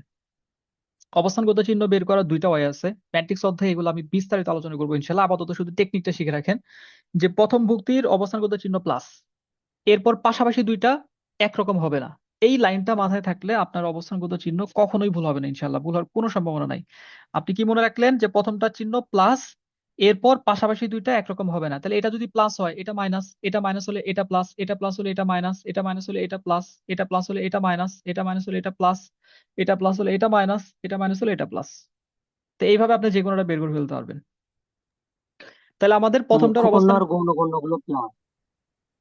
হ্যাঁ এইভাবে মনে রাখতে পারেন, হ্যাঁ এটা একটা হয়, এইভাবে মনে রাখতে পারেন। অ্যাকচুয়ালি হচ্ছে যে জায়গাগুলোতে অবস্থানটা জোর, 1 1 2 2, তারপরে 1 3, মানে জি এরকম, স্যার। সেগুলাতে সাধারণত প্লাস হয়, আর যেগুলো বিজোড় ওগুলাতে মাইনাস হয়। এটার মূল ফর্মুলা হচ্ছে -1 টু দি পাওয়ার i+j। এই ফর্মুলা দিয়ে সাধারণত বের হয়। তো আমরা প্যাটার্নটা মনে রাখি, কারণ প্যাটার্ন মনে রাখাটা সহজ। তাহলে এইখানে আমাদের প্রথমটার অবস্থানগত চিহ্ন প্লাস আমরা সেই প্লাসটা দিব, দিয়ে মনে মনে এইটা সহ এটা বরাবর সারি কলাম বাদ দিব। বাদ দিয়ে যা থাকবে সেই মানটাই হবে আমার এই প্রথম ভুক্তির সহগুণক। তাহলে এখানে আমরা মান নির্ণয় করি 2 × 1, 2 - 0 = 2। এইভাবে আমাকে 9টা ক্যালকুলেশন করতে হবে, সবগুলা বের করতে হবে। তো এগুলা এই জন্য প্র্যাকটিস না থাকলে সময় বেশি লেগে যায়। তাহলে A12 প্রথম সারি দ্বিতীয় কলাম, তার মানে এটা অবস্থানগত চিহ্ন মাইনাস। ফর্মুলা দিয়ে লেখার থেকে এভাবে সরাসরি লিখে দেওয়াটাই বেটার। তাহলে এইটার জন্য কি হবে, তাহলে 1 বরাবর 3 বরাবর সারি কলাম বাদ, তাহলে আমাদের থাকবে 3 × 1, 3 - 1 × 0, 0 = -3। তাহলে এইভাবে আপনারা সবগুলা বের করবেন, আমি লিখে দিচ্ছি ডিরেক্ট। আমরা বাকিগুলা যদি বের করি তাহলে A13 এইটা হবে আমাদের -2, তারপর A21 = -3, A22 = 9, A23 = 3। ক্যালকুলেশনটা দেখাই দিবেন একবারে ডিরেক্ট না লিখে, ডিরেক্ট লিখলেও সমস্যা নাই।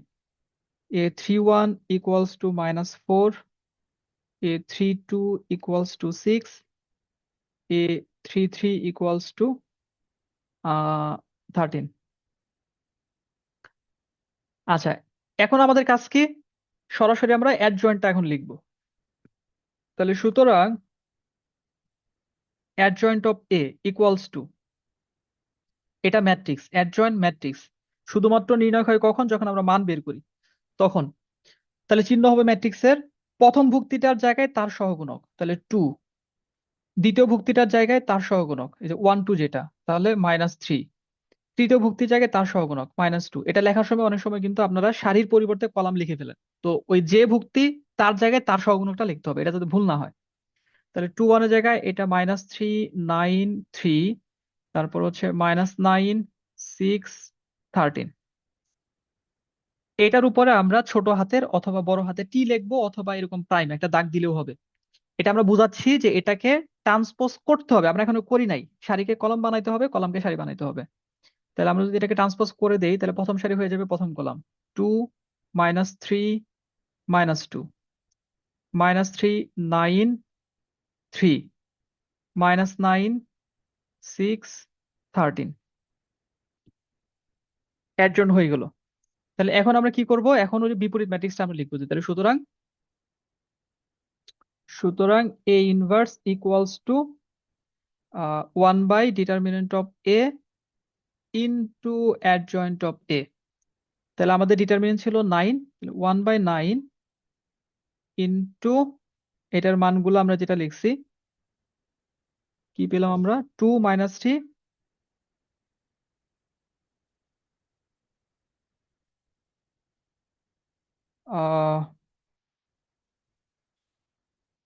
A31 এর ক্ষেত্রে এটা, আচ্ছা এটা আমাদের লিখতে ভুল হয়েছে, এটা 4 ছিল।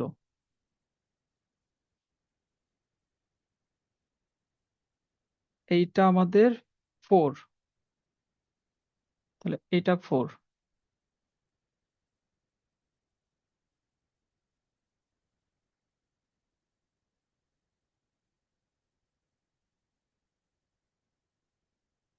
হ্যাঁ এখন ঠিক আছে, 4টাকে ওটা 9 মনে করে লেখা হয়েছিল।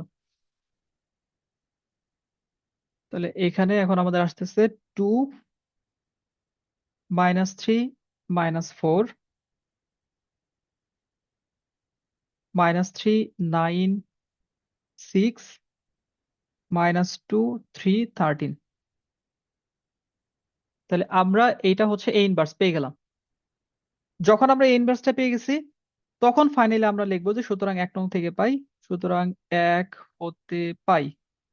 1 নং থেকে আমরা কি পাবো, 1 নং আমাদের কি ছিল, এই যে আমাদের 1 নং যেটা ছিল যে xyz equals to A inverse into আমাদের ধ্রুবক গুলার column matrix.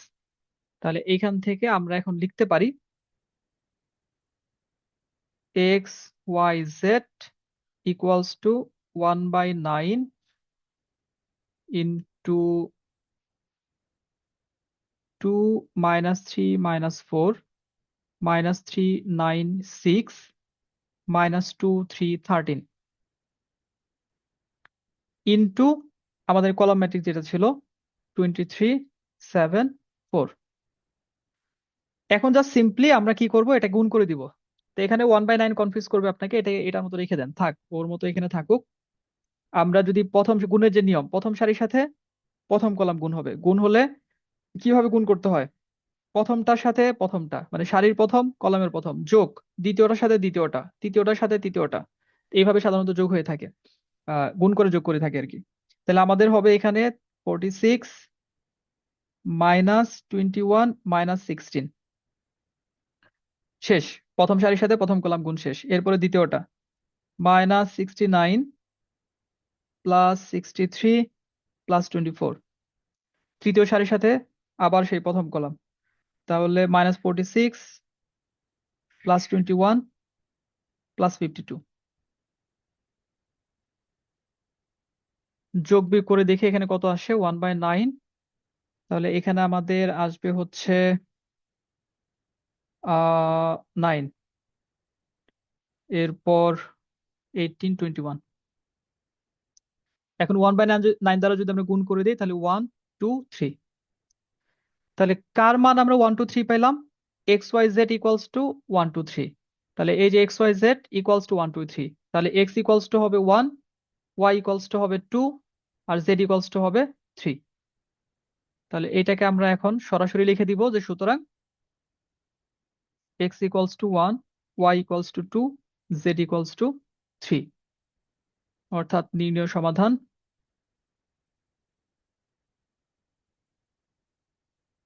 x, y, z equals to 1, 2, 3। এই হচ্ছে পুরা প্রসেস। আমি একটু ধীরে ধীরে এক্সপ্লেন করলাম ধাপে ধাপে, যাতে আপনাদের বুঝতে সুবিধা হয়। এখন আপনারা কোনো প্রশ্ন থাকলে এর মধ্যে বলেন, বা কোনো জায়গায় যদি না বুঝে থাকেন বলেন। Clear sir.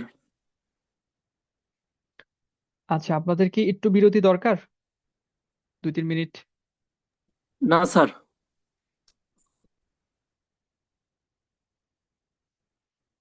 আচ্ছা, স্যার তাহলে কন্টিনিউ হ্যাঁ, তাহলে আমরা সামনে আগাই।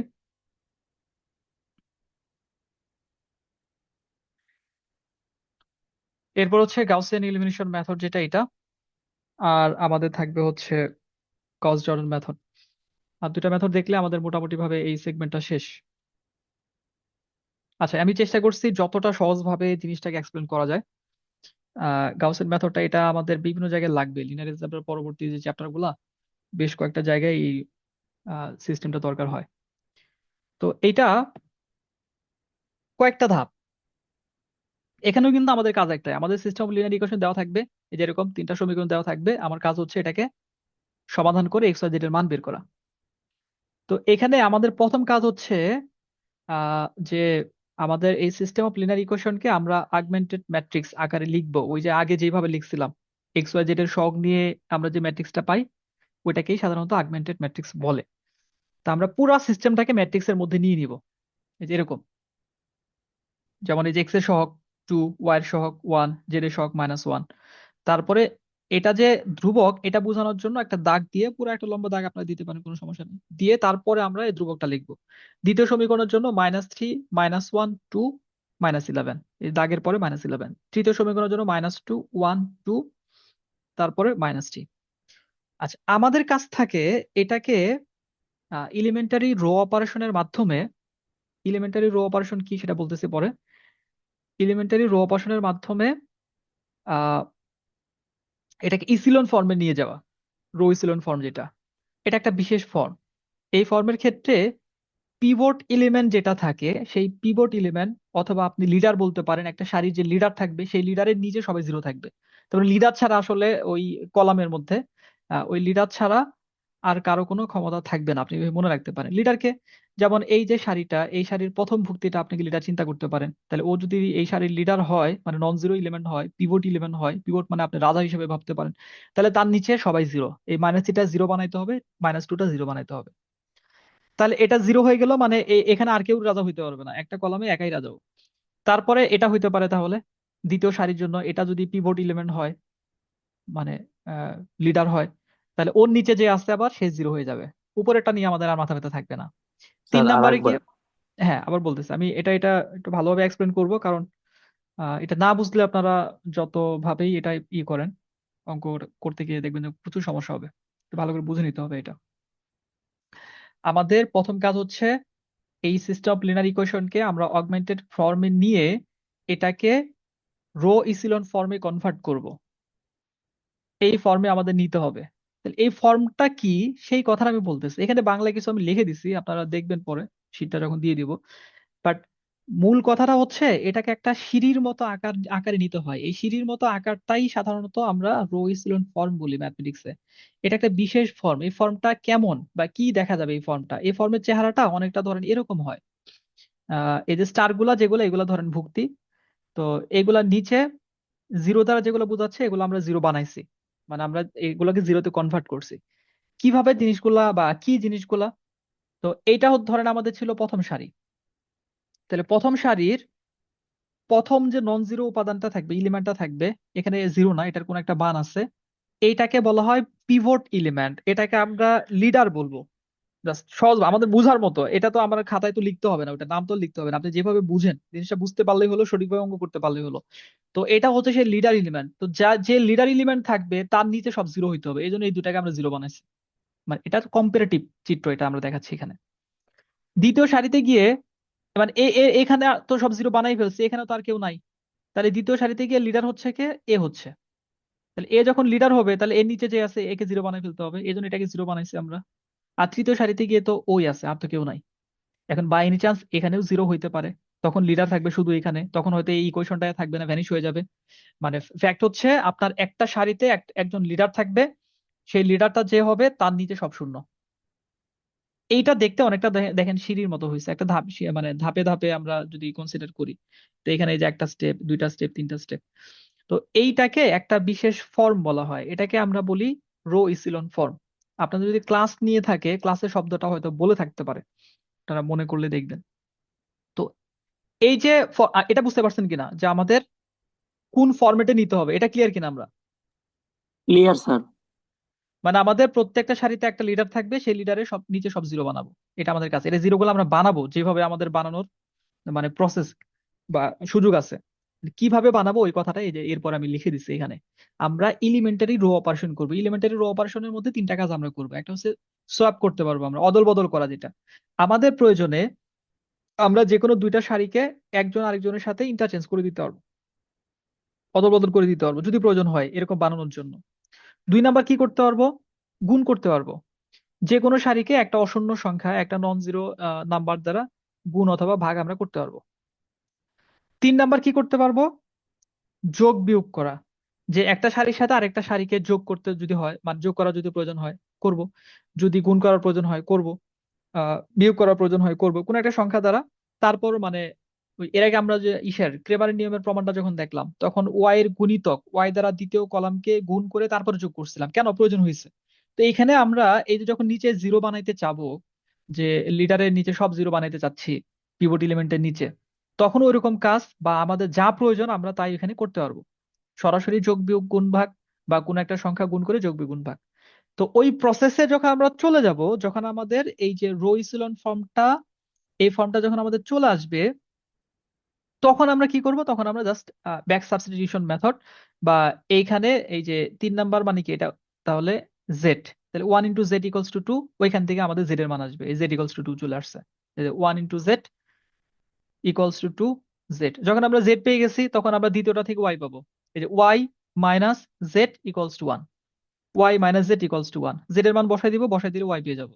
যখন z আর y পেয়ে গেছি তখন আমরা এই যে ব্যাক সাবস্টিটিউশন, আমরা নিচে থেকে উপরের দিকে যাচ্ছি আর কি। তখন আমরা এই যে এখানে তো তিনটাই আছে x y z, তাহলে x + 2y + z = 3, x + 2y + z = 3। এখানে আমরা y আর z এর মান বসাই দিলাম, বসাই দিলে এই যে আমাদের x এর মান আসলো -5। শেষ, আমাদের সলিউশন হয়ে গেছে। প্রসেসটা বুঝতে পারছেন? জি স্যার। আচ্ছা, চলেন এখন আমরা সবাই মিলেই সমাধান করি, দেখি আমরা কতটুকু বুঝতে পারছি। আচ্ছা, তাহলে প্রথম হলো সমীকরণ জোট থেকে পাই আহ সমীকরণ জোট থেকে পাই আমরা কি পাবো? আমাদের ওই যে অগমেন্টেড ম্যাট্রিক্সটা। তাহলে এক্স এর জন্য 1, ওয়াই এর জন্য 1, জেড এর জন্য 1, তারপরে এখানে 2 -1 3 -1 2 2, এটাকে আমরা একটা লম্বা দাগ দিয়ে এই পাশে 6 9 9। আচ্ছা, এরপর এখানে আইডেন্টিক্যাল চিহ্ন, এটা এই চিহ্নটা আমরা ব্যবহার করি যে পরের লাইনের ক্যালকুলেশন। তাহলে দেখেন আমাদের টার্গেট কি, আমরা প্রথম সারির লিডার এই যে পেয়ে গেছি, এ হচ্ছে আমাদের প্রথম সারির লিডার 1। তাহলে এখন আপনার কাজ হচ্ছে 1 এর নিচে যারা আছে এদেরকে জিরো বানানো, এটা আপনার টার্গেট। আর বাকি কোথায় কি হলো দেখার কোনো দরকার নাই, আপনার কাজ হচ্ছে এটাকে জিরো বানানো, এটাকে জিরো বানানো। তাহলে এখন আপনি চিন্তা করবেন যে এখানে কি করলে এটা জিরো হয়, কার সাথে যোগ করলে এটা জিরো হবে। এখানে আছে 2, তাহলে 2 এর সাথে আমরা যদি এই উপরে নিচে তো আমাদের 1 আছে আর -1 আছে, একটু চিন্তা করে বলেন তো টু আর এখানে ওয়ান কি। মাইনাস আর টু। হ্যাঁ, আবার আবার 2r1 মাইনাস r2। 1 মাইনাস,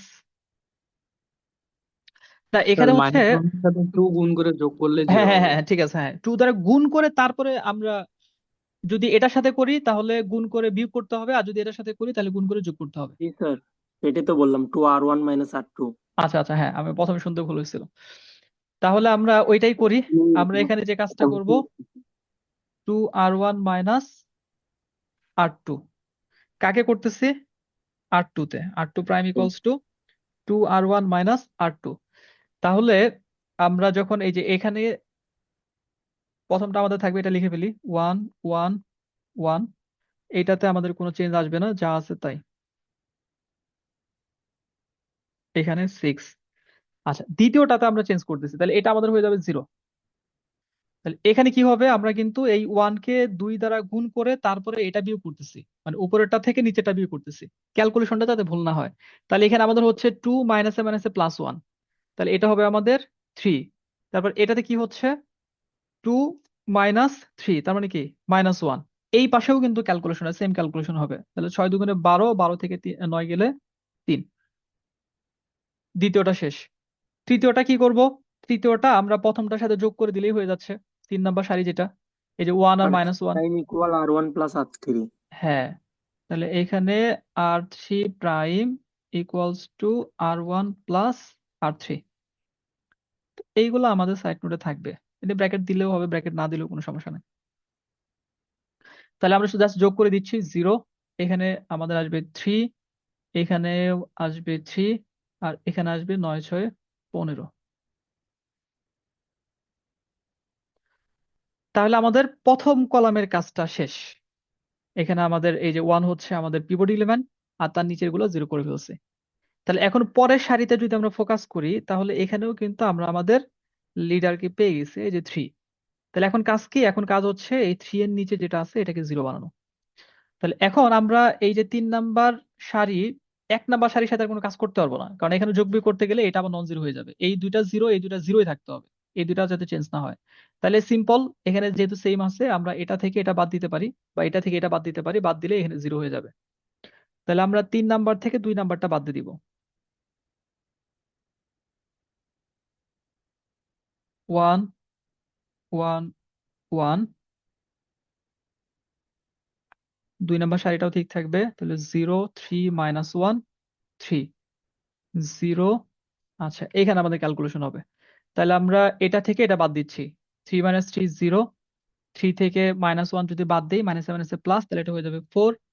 তারপর 15 থেকে যদি আমরা 3 বাদ দেই তাহলে আমাদের হবে 9, সরি 12।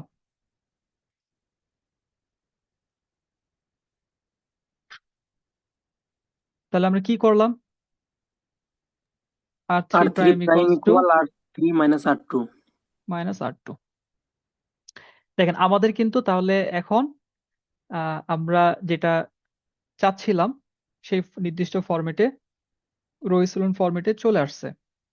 তাহলে এখান থেকে আমরা এখন সরাসরি লিখতে পারবো যে সুতরাং 4z ইকুয়ালস টু 12, বা z ইকুয়ালস টু 3, ব্যাক সাবস্টিটিউশনে যদি আমরা যাই। আবার দ্বিতীয়টার ক্ষেত্রে 3y minus Z equals two 3, তাহলে আমাদের এখানে z এর মান আমরা পাইছি হচ্ছে 3, তাহলে 3y মাইনাস 3 ইকুয়ালস টু 3।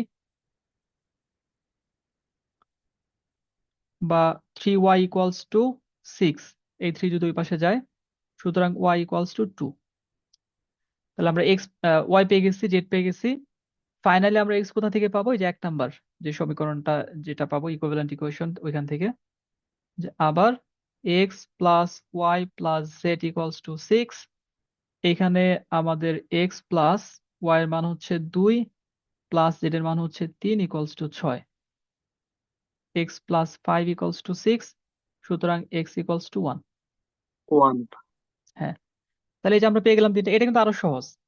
বিপরীত ম্যাট্রিক্সের সাথে সমাধানটা অনেক বড় হয়ে যায়, সেই তুলনায় এটা অনেক ইজি। তাহলে সুতরাং নির্ণেয় সমাধান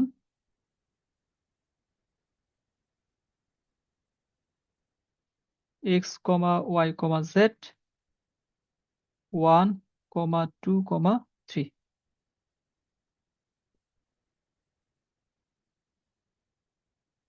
শেষ। দেখেন আপনারা বুঝতে পারলেন কিনা, কোনো প্রশ্ন থাকলে বলেন। বুঝতে পারছি। স্যার এটা যদি আমরা বিপরীত ম্যাট্রিক্স বা ক্রেমারের সাহায্যে নির্ণয় করতাম একই অ্যান্সার আসতো না? হ্যাঁ হ্যাঁ, অ্যান্সার কি আসবে? মেথড যেটাই আমরা মানে করি, সিস্টেম অফ লিনিয়ার ইকুয়েশনের অ্যান্সার একই আসবে, অ্যান্সার ভিন্ন আসবে না। যদি ভিন্ন আসে তাহলে বুঝতে হবে আমাদের সলিউশন প্রসিডিউরে কোনো ভুল হয়েছে। বুঝতে পারছি স্যার। পরীক্ষায় কি কোনো উল্লেখ করে বলবে মানে এই মেথডে করতে হবে? আহ যেহেতু নতুন সিলেবাসে মানে মেথডের কথা বলা আছে বাট উল্লেখ করা নাই, তো আমার মনে হয় না যে এরকম মেনশন করে দিবে, বাট আমাদের দরকার হবে আর কি বিভিন্ন সিস্টেম অফ লিনিয়ার ইকুয়েশন গুলো সমাধান করতে গিয়ে। যেমন আমরা আমাদের যদি 3-এর বেশি চলক চলে আসে বাই এনি চান্স, তখন আমরা কিন্তু ক্রেমার নিয়মে যাব না, তারপরে বিপরীত ম্যাট্রিক্সে যাব না। আলটিমেটলি তখন আমাদের এই যে হয় ইসের এই ইচ্ছালন। যে হ্যাঁ ইসিলন ফর্মের যে ফরম্যাট গুলা, এইগুলাতেই আমরা তখন যাব, এগুলাতে তখন সহজ হয়ে যায়। গাউস এলিমিনেশন মেথড অথবা গাউস জর্দান মেথড, যে কোনো একটা। এগুলাই তুলনামূলকভাবে ইজি হয়। আর আমাদের পরের দিকে কিছু কনসেপ্ট আছে, যে কনসেপ্ট গুলোতে এগুলা লাগবে। তো আলটিমেটলি 4টা মেথডে আমরা শিখে রাখবো। এরপর যেটা আমাদের বেশি কনভিনিয়েন্ট হবে ওইটা আমরা ব্যবহার করব। Okay sir. আচ্ছা, লাস্ট হচ্ছে গাউস জর্ডান মেথড। আমি একটু 2-3 মিনিটের ব্রেক নিচ্ছি, 1.5 ঘন্টা ধরে টানা কথা বলতেছি। এরপর আমরা আবার শুরু করবো, জাস্ট 3 মিনিটস। আচ্ছা ঠিক আছে, তাহলে আমরা আমাদের লাস্ট অল্প একটু আছে, এটা সহজ, এই অংশটা কঠিন না। তো আমাদের আহ এই যে এর আগে যে মেথডটা ছিল, যেটা আমরা মাত্র দেখলাম, এখানে আমাদের বেশ কয়েকটা স্টেপ ফলো করতে হয়েছে। গাউস এলিমিনেশন যেটা ছিল, তো এখানে আমরা পিভট এলিমেন্টকে ধরে তার নিচে সব জিরো বানাইছি। এটা আমাদের পিভট এলিমেন্ট ছিল বা লিডার, যেটা যার মাধ্যমে আমরা বলছি। তো তার নিচে সব জিরো বানাইছি। আলটিমেটলি এরপর আমাদের ব্যাক সাবস্টিটিউশন করতে হয়েছে। তো এটাকে আরো একটু মডিফাই করছে, এই মেথডটাকে আর একটু মডিফাই করে কি করছে, যে লাস্টে আমাদের এই যে ক্যালকুলেশনটুকু আমরা করছি, এই ক্যালকুলেশন গুলো আমাদের করতে হবে না, আমরা ডিরেক্ট একবারে এক্স ওয়াই জেড এর মান পেয়ে যাব। সেটাই হচ্ছে গাস জর্ডান মেথড। মানে এই ব্যক্তিটা, উনি হলো এটাকে আরেকটু মডিফিকেশন দিছে। তো এখানে তাহলে কি করতে হয়? এখানে ইসিলন ফর্ম না, এখানে হচ্ছে রিডিউসড রো ইসিলন ফর্মে কনভার্ট করতে হবে। শুধু এখানে মনে রাখতে হবে বা মাথায় নিতে হবে যে আমরা এখানে কি করব। এই রিডিউসড রো ইসিলন ফর্মের মূল কথা হচ্ছে লিডার যে, সেই লিডারের উপরে নিচে সব জিরো হইতে হবে, এবং লিডার হইতে হবে 1, অন্য কোনো সংখ্যা হওয়া যাবে না। তার মানে নিচে 1 হইতে হবে, মানে জিরো হইতে হবে, উপরে জিরো হইতে পারে। তো প্রথমটার ক্ষেত্রে আমাদের এটা তো 1, তার নিচে জিরো। ওকে। বা দ্বিতীয়টার ক্ষেত্রে এটা আমাদের 1 বানানোর সাথে সাথে উপরের জিরো এবং নিচেও জিরো বানাইতে হবে। এটা 1 হওয়ার সাথে সাথে উপরের গুলাও জিরো বানাইতে হবে। এই জন্য এটার ক্যালকুলেশনটা অনেক সময় একটু দেখা যায় যে স্মুথ হয় না। তার মানে এখানে আমাদের ফরওয়ার্ড ইলিমিনেশনও করতে হচ্ছে, আবার ব্যাকওয়ার্ড ইলিমিনেশনও করতে হবে। এটা হলো গাউস অংশ। মানে আগে যেটা ছিল, জর্ডান যে ব্যক্তি, উনি অতিরিক্ত যেটা দিচ্ছেন, যে আমরা উপরের গুলাও যদি জিরো বানাই ফেলতে পারি, এবং আমাদের উপাদানটা যে কর্ণ বরাবর যেটা থাকবে বা কর্ণ বরাবর না হোক, পিভট এলিমেন্ট যেগুলো থাকবে, পিভট এলিমেন্টটা যদি আমরা 1 বানাইতে পারি, তাহলে আমাদের আর অতিরিক্ত কাজ করতে হবে না, সরাসরি আমরা কি করতে পারবো, এক্স ওয়াই জেড এর মানটা বের করে ফেলতে পারবো। এইটাই হচ্ছে আমাদের গাউস জর্ডান ইলিমিনেশন মেথড। আমরা একটু দেখি। যেমন আমাদের 3টা সমীকরণ আছে, এটা হচ্ছে প্রথম সমীকরণ, এটা দ্বিতীয় সমীকরণ, এটা তৃতীয় সমীকরণ। এই সমীকরণ জোটকে আমরা সমাধান করব। তাহলে আমাদের প্রথম কাজটা আগমেন্টেড ম্যাট্রিক্স তৈরি করা। আমি এটা ধাপে ধাপে লিখে দিছি, আপনাদের বোঝার সুবিধার্থে। প্রথম কাজটা হচ্ছে ধাপ 1, যেটা অ্যাগমেন্টেড ম্যাট্রিক্স তৈরি করা। তাহলে এটা আমরা কিভাবে তৈরি করব? এই যে এক্স ওয়াই জেড তাদের সহগ নিয়ে আমাদের এখানে ম্যাট্রিক্স চিহ্ন দিতে হবে দুই পাশে, এরকম হবে। তো এখানে আলাদা আলাদা দাগ না দিয়ে একবারে একটা লম্বা দাগ দিলেই ভালো। আলাদা আলাদা ভাবে প্রত্যেক সমীকরণের জন্য দিলেও কোনো সমস্যা নাই। এগুলোর জন্য সাধারণত মার্ক কাটা হয় না। আচ্ছা, তাহলে এখন আমাদের টার্গেটটা কি? আমাদের টার্গেট হচ্ছে এই যে ব্যক্তি, আমাদের যে পিভট এলিমেন্ট, এ তো 1 আছেই। সো এখানে আমাদের একে 1 বানাইতে হচ্ছে না। এখানে 2 থাকলে আমরা কি করতাম? প্রথমে 2 দ্বারা সবাইকে ভাগ করে দিতাম 1 বানানোর জন্য। আলটিমেটলি এখানে আমাদের 1 আছে, এটা আমাদের একটা প্লাস পয়েন্ট। এখন আমাদের কাজ হচ্ছে এটাকে 0 বানাবো, এটাকে 0 বানাবো। এটা বানানোর জন্য এই যে R2 প্রাইম, যেটা R2 থেকে যদি 2R1 আমরা বিয়োগ করে দেই, এই যে এটা থেকে আগের মতোই এটাকে 2 দ্বারা গুণ করে এটা থেকে এটা আমরা বিয়োগ করে দিব। বিয়োগ করে দিলে এটা একটা 0 হয়ে যাবে। আর R3 প্রাইম যেটা, বা এটাতে আমরা যে কাজটা করব সেটা হচ্ছে R3 থেকে R1টা সরাসরি বিয়োগ করে দিব। এখানে 1 আছে, এখানে 1 আছে, তাহলে আমরা যদি বিয়োগ করে দেই 0 হয়ে যাবে। এই কাজটা করার পর আমাদের এই ফরম্যাটটা আসবে। আচ্ছা, আসলো। আসার পরে কি? আসার পরে এখন আমাদের টার্গেট হচ্ছে আহ এরপরের এই যে এটা, এরপরে আমাদের পিভট এলিমেন্ট হচ্ছে এটা -3। তাহলে এটাকে, এখানে আমাদের টার্গেট কিন্তু দুইটা, এর আগে আমাদের টার্গেট ছিল একটা, এখানে আমাদের টার্গেট দুইটা। কি কি? এই -3 কে 1 বানাইতে হবে, এটা হলো আমাদের ফার্স্ট টার্গেট। এটাকে 1 বানাইতে হবে। আর কি? এই 1টাকে 0 বানাইতে হবে, এই 1টাকে 0 বানাইতে হবে। তাহলে প্রথম টার্গেটটা পূরণ করার জন্য আমরা এখানে সুইচ করছি, R2 আর R3 এই দুটাকে সুইচ করছি। মানে এটাকে উপরে দিয়ে দিছি আর এটাকে নিচে দিয়ে দিছি, তাহলে আমাদের হয়ে যাচ্ছে। ওই যে পাশাপাশি আমরা ওই যে এলিমেন্টের রো এলিমেন্টারি রো অপারেশন যেগুলা, তার মধ্যে আমরা বলছিলাম যে সোয়াপ করতে পারবো, আমাদের প্রয়োজনে সারি কলামকে ইন্টারচেঞ্জ করতে পারবো। তাহলে এটাকে এখানে দিলে হয়ে যাচ্ছে, এই কাজটা করা হয়েছে। আহ তাহলে আমাদের প্রথম টার্গেটটা ফুলফিল হয়ে গেল। দ্বিতীয় টার্গেট কি? এটাকে 0 বানানো, এটাকে 0 বানানো। তাহলে এইটাকে 0 বানানোর জন্য আমাদের দুইটা কাজ করতে হবে। একটা হচ্ছে আমরা উম, এই যে দ্বিতীয় সারি যেটা, এই দ্বিতীয় সারিকে 3 দ্বারা গুণ করে তৃতীয় সারির সাথে যদি যোগ করি তাহলে এটা 0 হয়ে যাবে। এক। আর এখানে আমরা যেটা করছি, হ্যাঁ, R3 থেকে R2 কে 3 দ্বারা গুণ করে R3 সাথে যোগ করে দিছি, যোগ করে দিলে আমাদের নিচেরটা 0 হয়ে গেছে। এখানে প্রত্যেকটা ব্র্যাকেটটা বাদ পড়ে গেছে। আর এরপরের কাজটা কি? এরপরে এটা 0 বানাইতে হবে, বাট এখানে একসাথে দুইটা করতে গেলে অনেক সময় কনফিউশন তৈরি হয়। এই জন্য এটা করতে পারেন আপনারা, যে সবগুলো 1 হয়ে গেল, নিচের গুলো 0 হয়ে গেল, তারপর উপরের গুলো আমরা 0 করলাম, এটা হইতে পারে। মানে এই অঙ্কগুলা প্র্যাকটিস করলে এটার প্যাটার্নটা কোন প্যাটার্নে করলে আমাদের জন্য সহজ হয়, এটা আপনারা সহজে বুঝতে পারবেন। তাহলে এখানে যে স্টেপটা ফলো করা হয়েছে, মানে যেটা আমি টাইপ করে রাখছি, সেটা হচ্ছে সবগুলাকে 1 বানায় নেওয়া হয়েছে। তাহলে এখানে আছে আমাদের 0 0 -13। তাহলে -13 দ্বারা যদি আমরা ভাগ করে দেই তাহলে এখানে আমাদের 1 হয়ে যাবে। তাহলে আমরা তিনটা পিভট এলিমেন্ট 1 পেয়ে গেলাম, তাদের নিচে 0 হয়ে গেছে। এখন আমাদের কাজ হচ্ছে উপরের এই তিনটাকে 0 বানানো। এই কাজটা করতে পারলে আমাদের রিডিউসড ফর্ম যেটা, সেই ফর্মটা চলে আসবে। তাহলে এখন এই যে এখানে এলিমেন্টের অপারেশন গুলা লেখা আছে, R2 সাথে 4 × R3 যদি যোগ করা হয়, যোগ করলে আমাদের R2 এটা 0 হয়ে যাবে। তারপর R1 এর ক্ষেত্রে R1 -R3, এই দুইটা কাজ করলে আমাদের এই পর্যন্ত আমরা পৌঁছাচ্ছি। লাস্ট থাকবে আমাদের শুধু এইটা। তার জন্য লাস্ট একটা কাজ করলেই হবে, এটা থেকে এটা বাদ দিয়ে দেওয়া। কারণ এখানে 0 থেকে 0 গেলে কোনো সমস্যা নাই, এখানে 1 থেকে 1 গেলে এটা 0 হয়ে যাবে, 1 থেকে 0 গেলে 1। তাহলে আমাদের ফাইনালি যে ফরম্যাটটা আসলো, এই ফরম্যাটের মধ্যে আমরা আমাদের রিডিউস রো ইকুইভ্যালেন্ট ফর্ম যেটা, সেই ফর্মটা পেয়ে গেছি। প্রথম পিভট এলিমেন্ট 0, তার নিচে সব 0।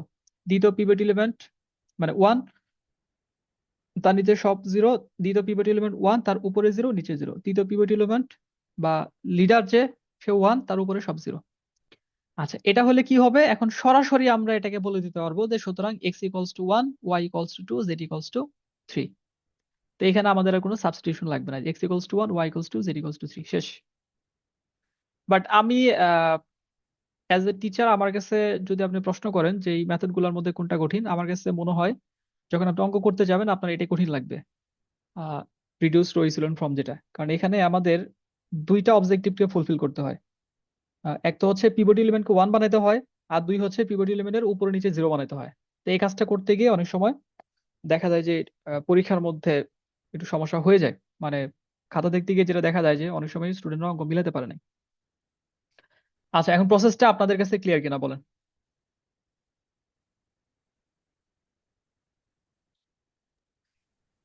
স্যার এটাও যদি আগের গুলোর মতো যদি স্যার আপনি নিজে করাই করাই বুঝিয়ে দিতেন তাহলে আর একটু বেশি ক্লিয়ার হইতাম, হ্যাঁ, স্লাইডে না আমরা করাই। প্রবলেম প্রবলেম দেখবো, হ্যাঁ প্রবলেম দেখবো। আসলে ক্লাস অনেক লম্বা হয়ে গেছে, এই জন্য আমার ধারণা ছিল যে শেষের দিকে গিয়ে হয়তো সময় কম পাবো, এই জন্য এটা লিখে রাখছিলাম। তো এই এই রিলেটেড আমরা আরো প্রবলেম দেখবো, যেগুলো আমি সরাসরি সলভ করে দিব। এখানে হলো জাস্ট আমি প্রসেসটা আপনাদের শেখাচ্ছি আর কি। তো নেক্সট ক্লাসে আমরা এখান থেকে শুরু করব, মানে এই মেথডটা থেকে। গাউস জর্ডান ইলিমিনেশন যে মেথড, এই মেথডের প্রবলেম যেগুলো আপনাদের পরীক্ষা আসতে পারে, এরকম একটা বা দুইটা প্রবলেম আমি আপনাদের করে দেখাবো, তারপর আমরা অ্যাপ্লিকেশনে যাব।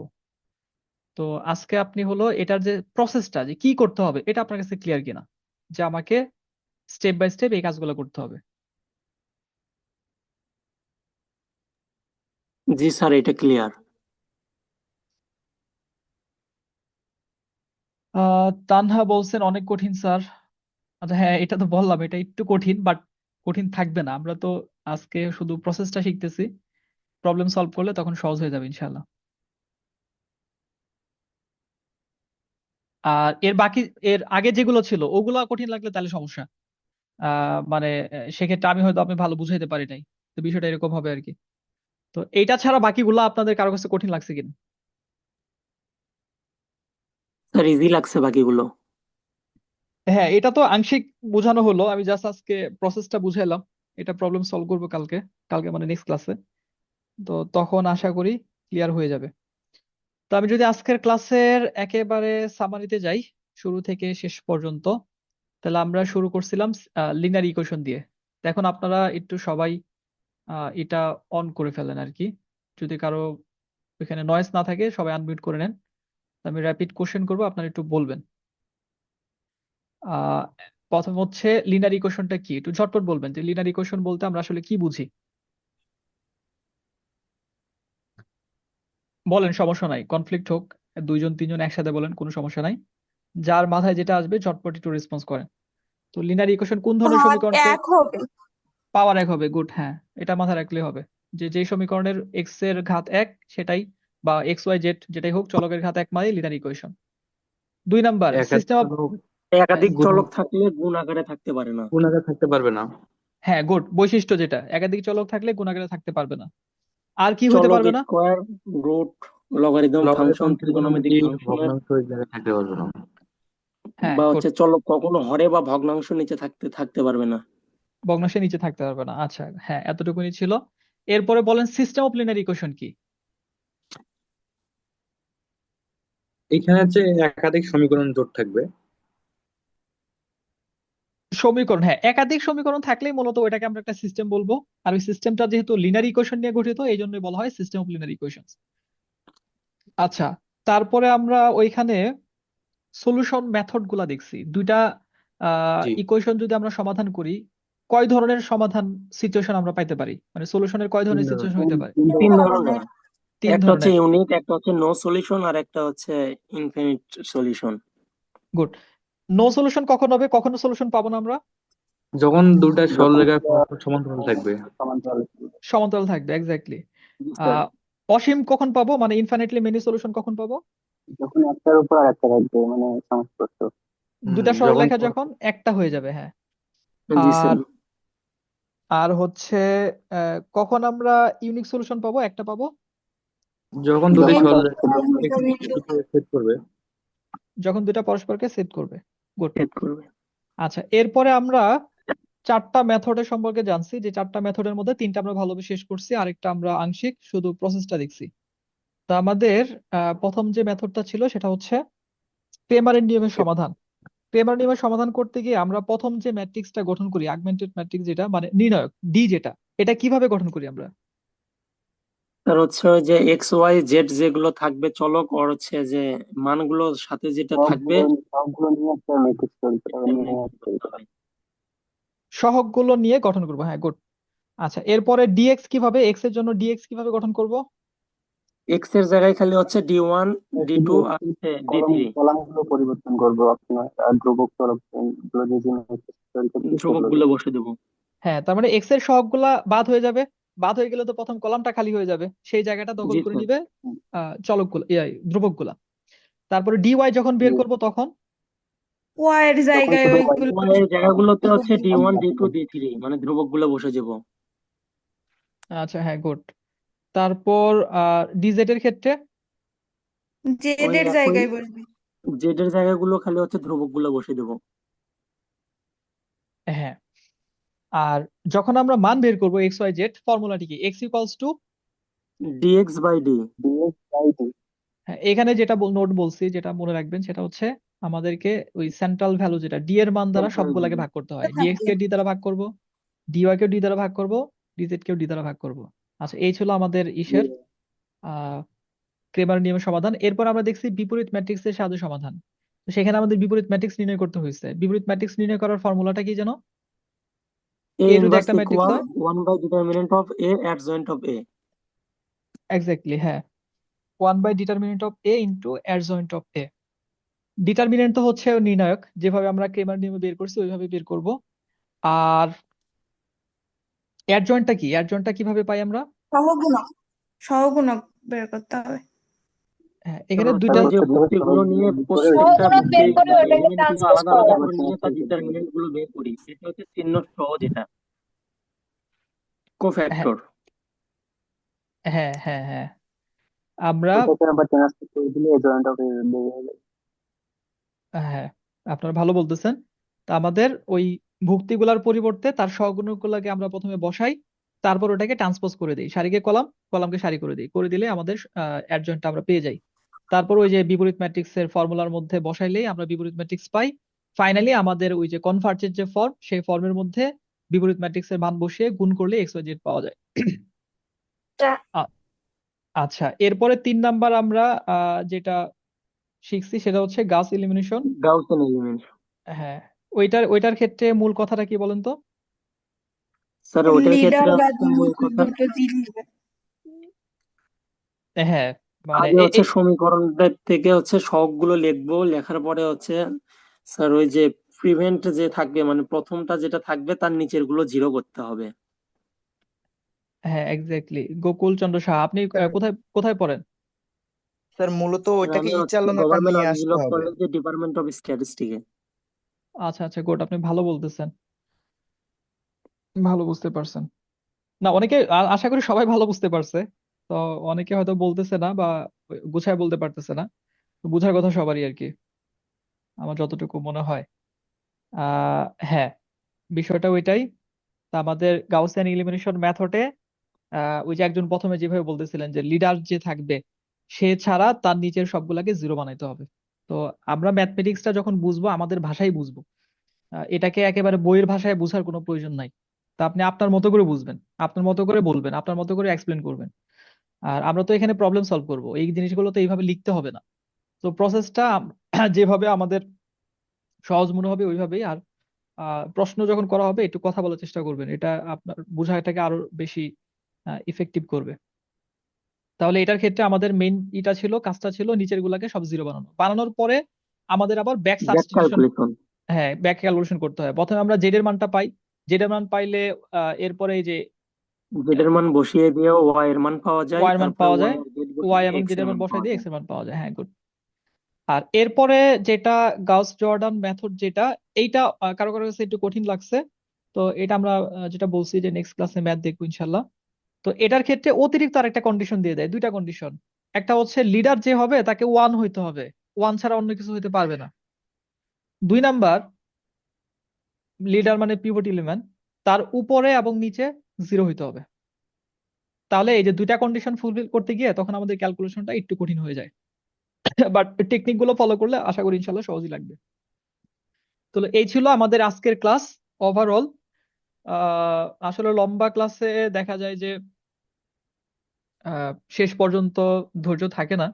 তো আপনারা তারপরেও চেষ্টা করবেন একটু লাইভ ক্লাস করার জন্য, কারণ লাইভ ক্লাস না করলে এত বড় ক্লাস 1.5 ঘন্টা 2 ঘন্টার ক্লাস এইগুলা পরবর্তীতে আবার দেখে করা, ওই টাইমটা ম্যানেজ করা কিন্তু অনেক টাফ, অনেক কঠিন। তো এই জন্য আমার মনে হয় যে লাইভই করে ফেলার চেষ্টা করবেন।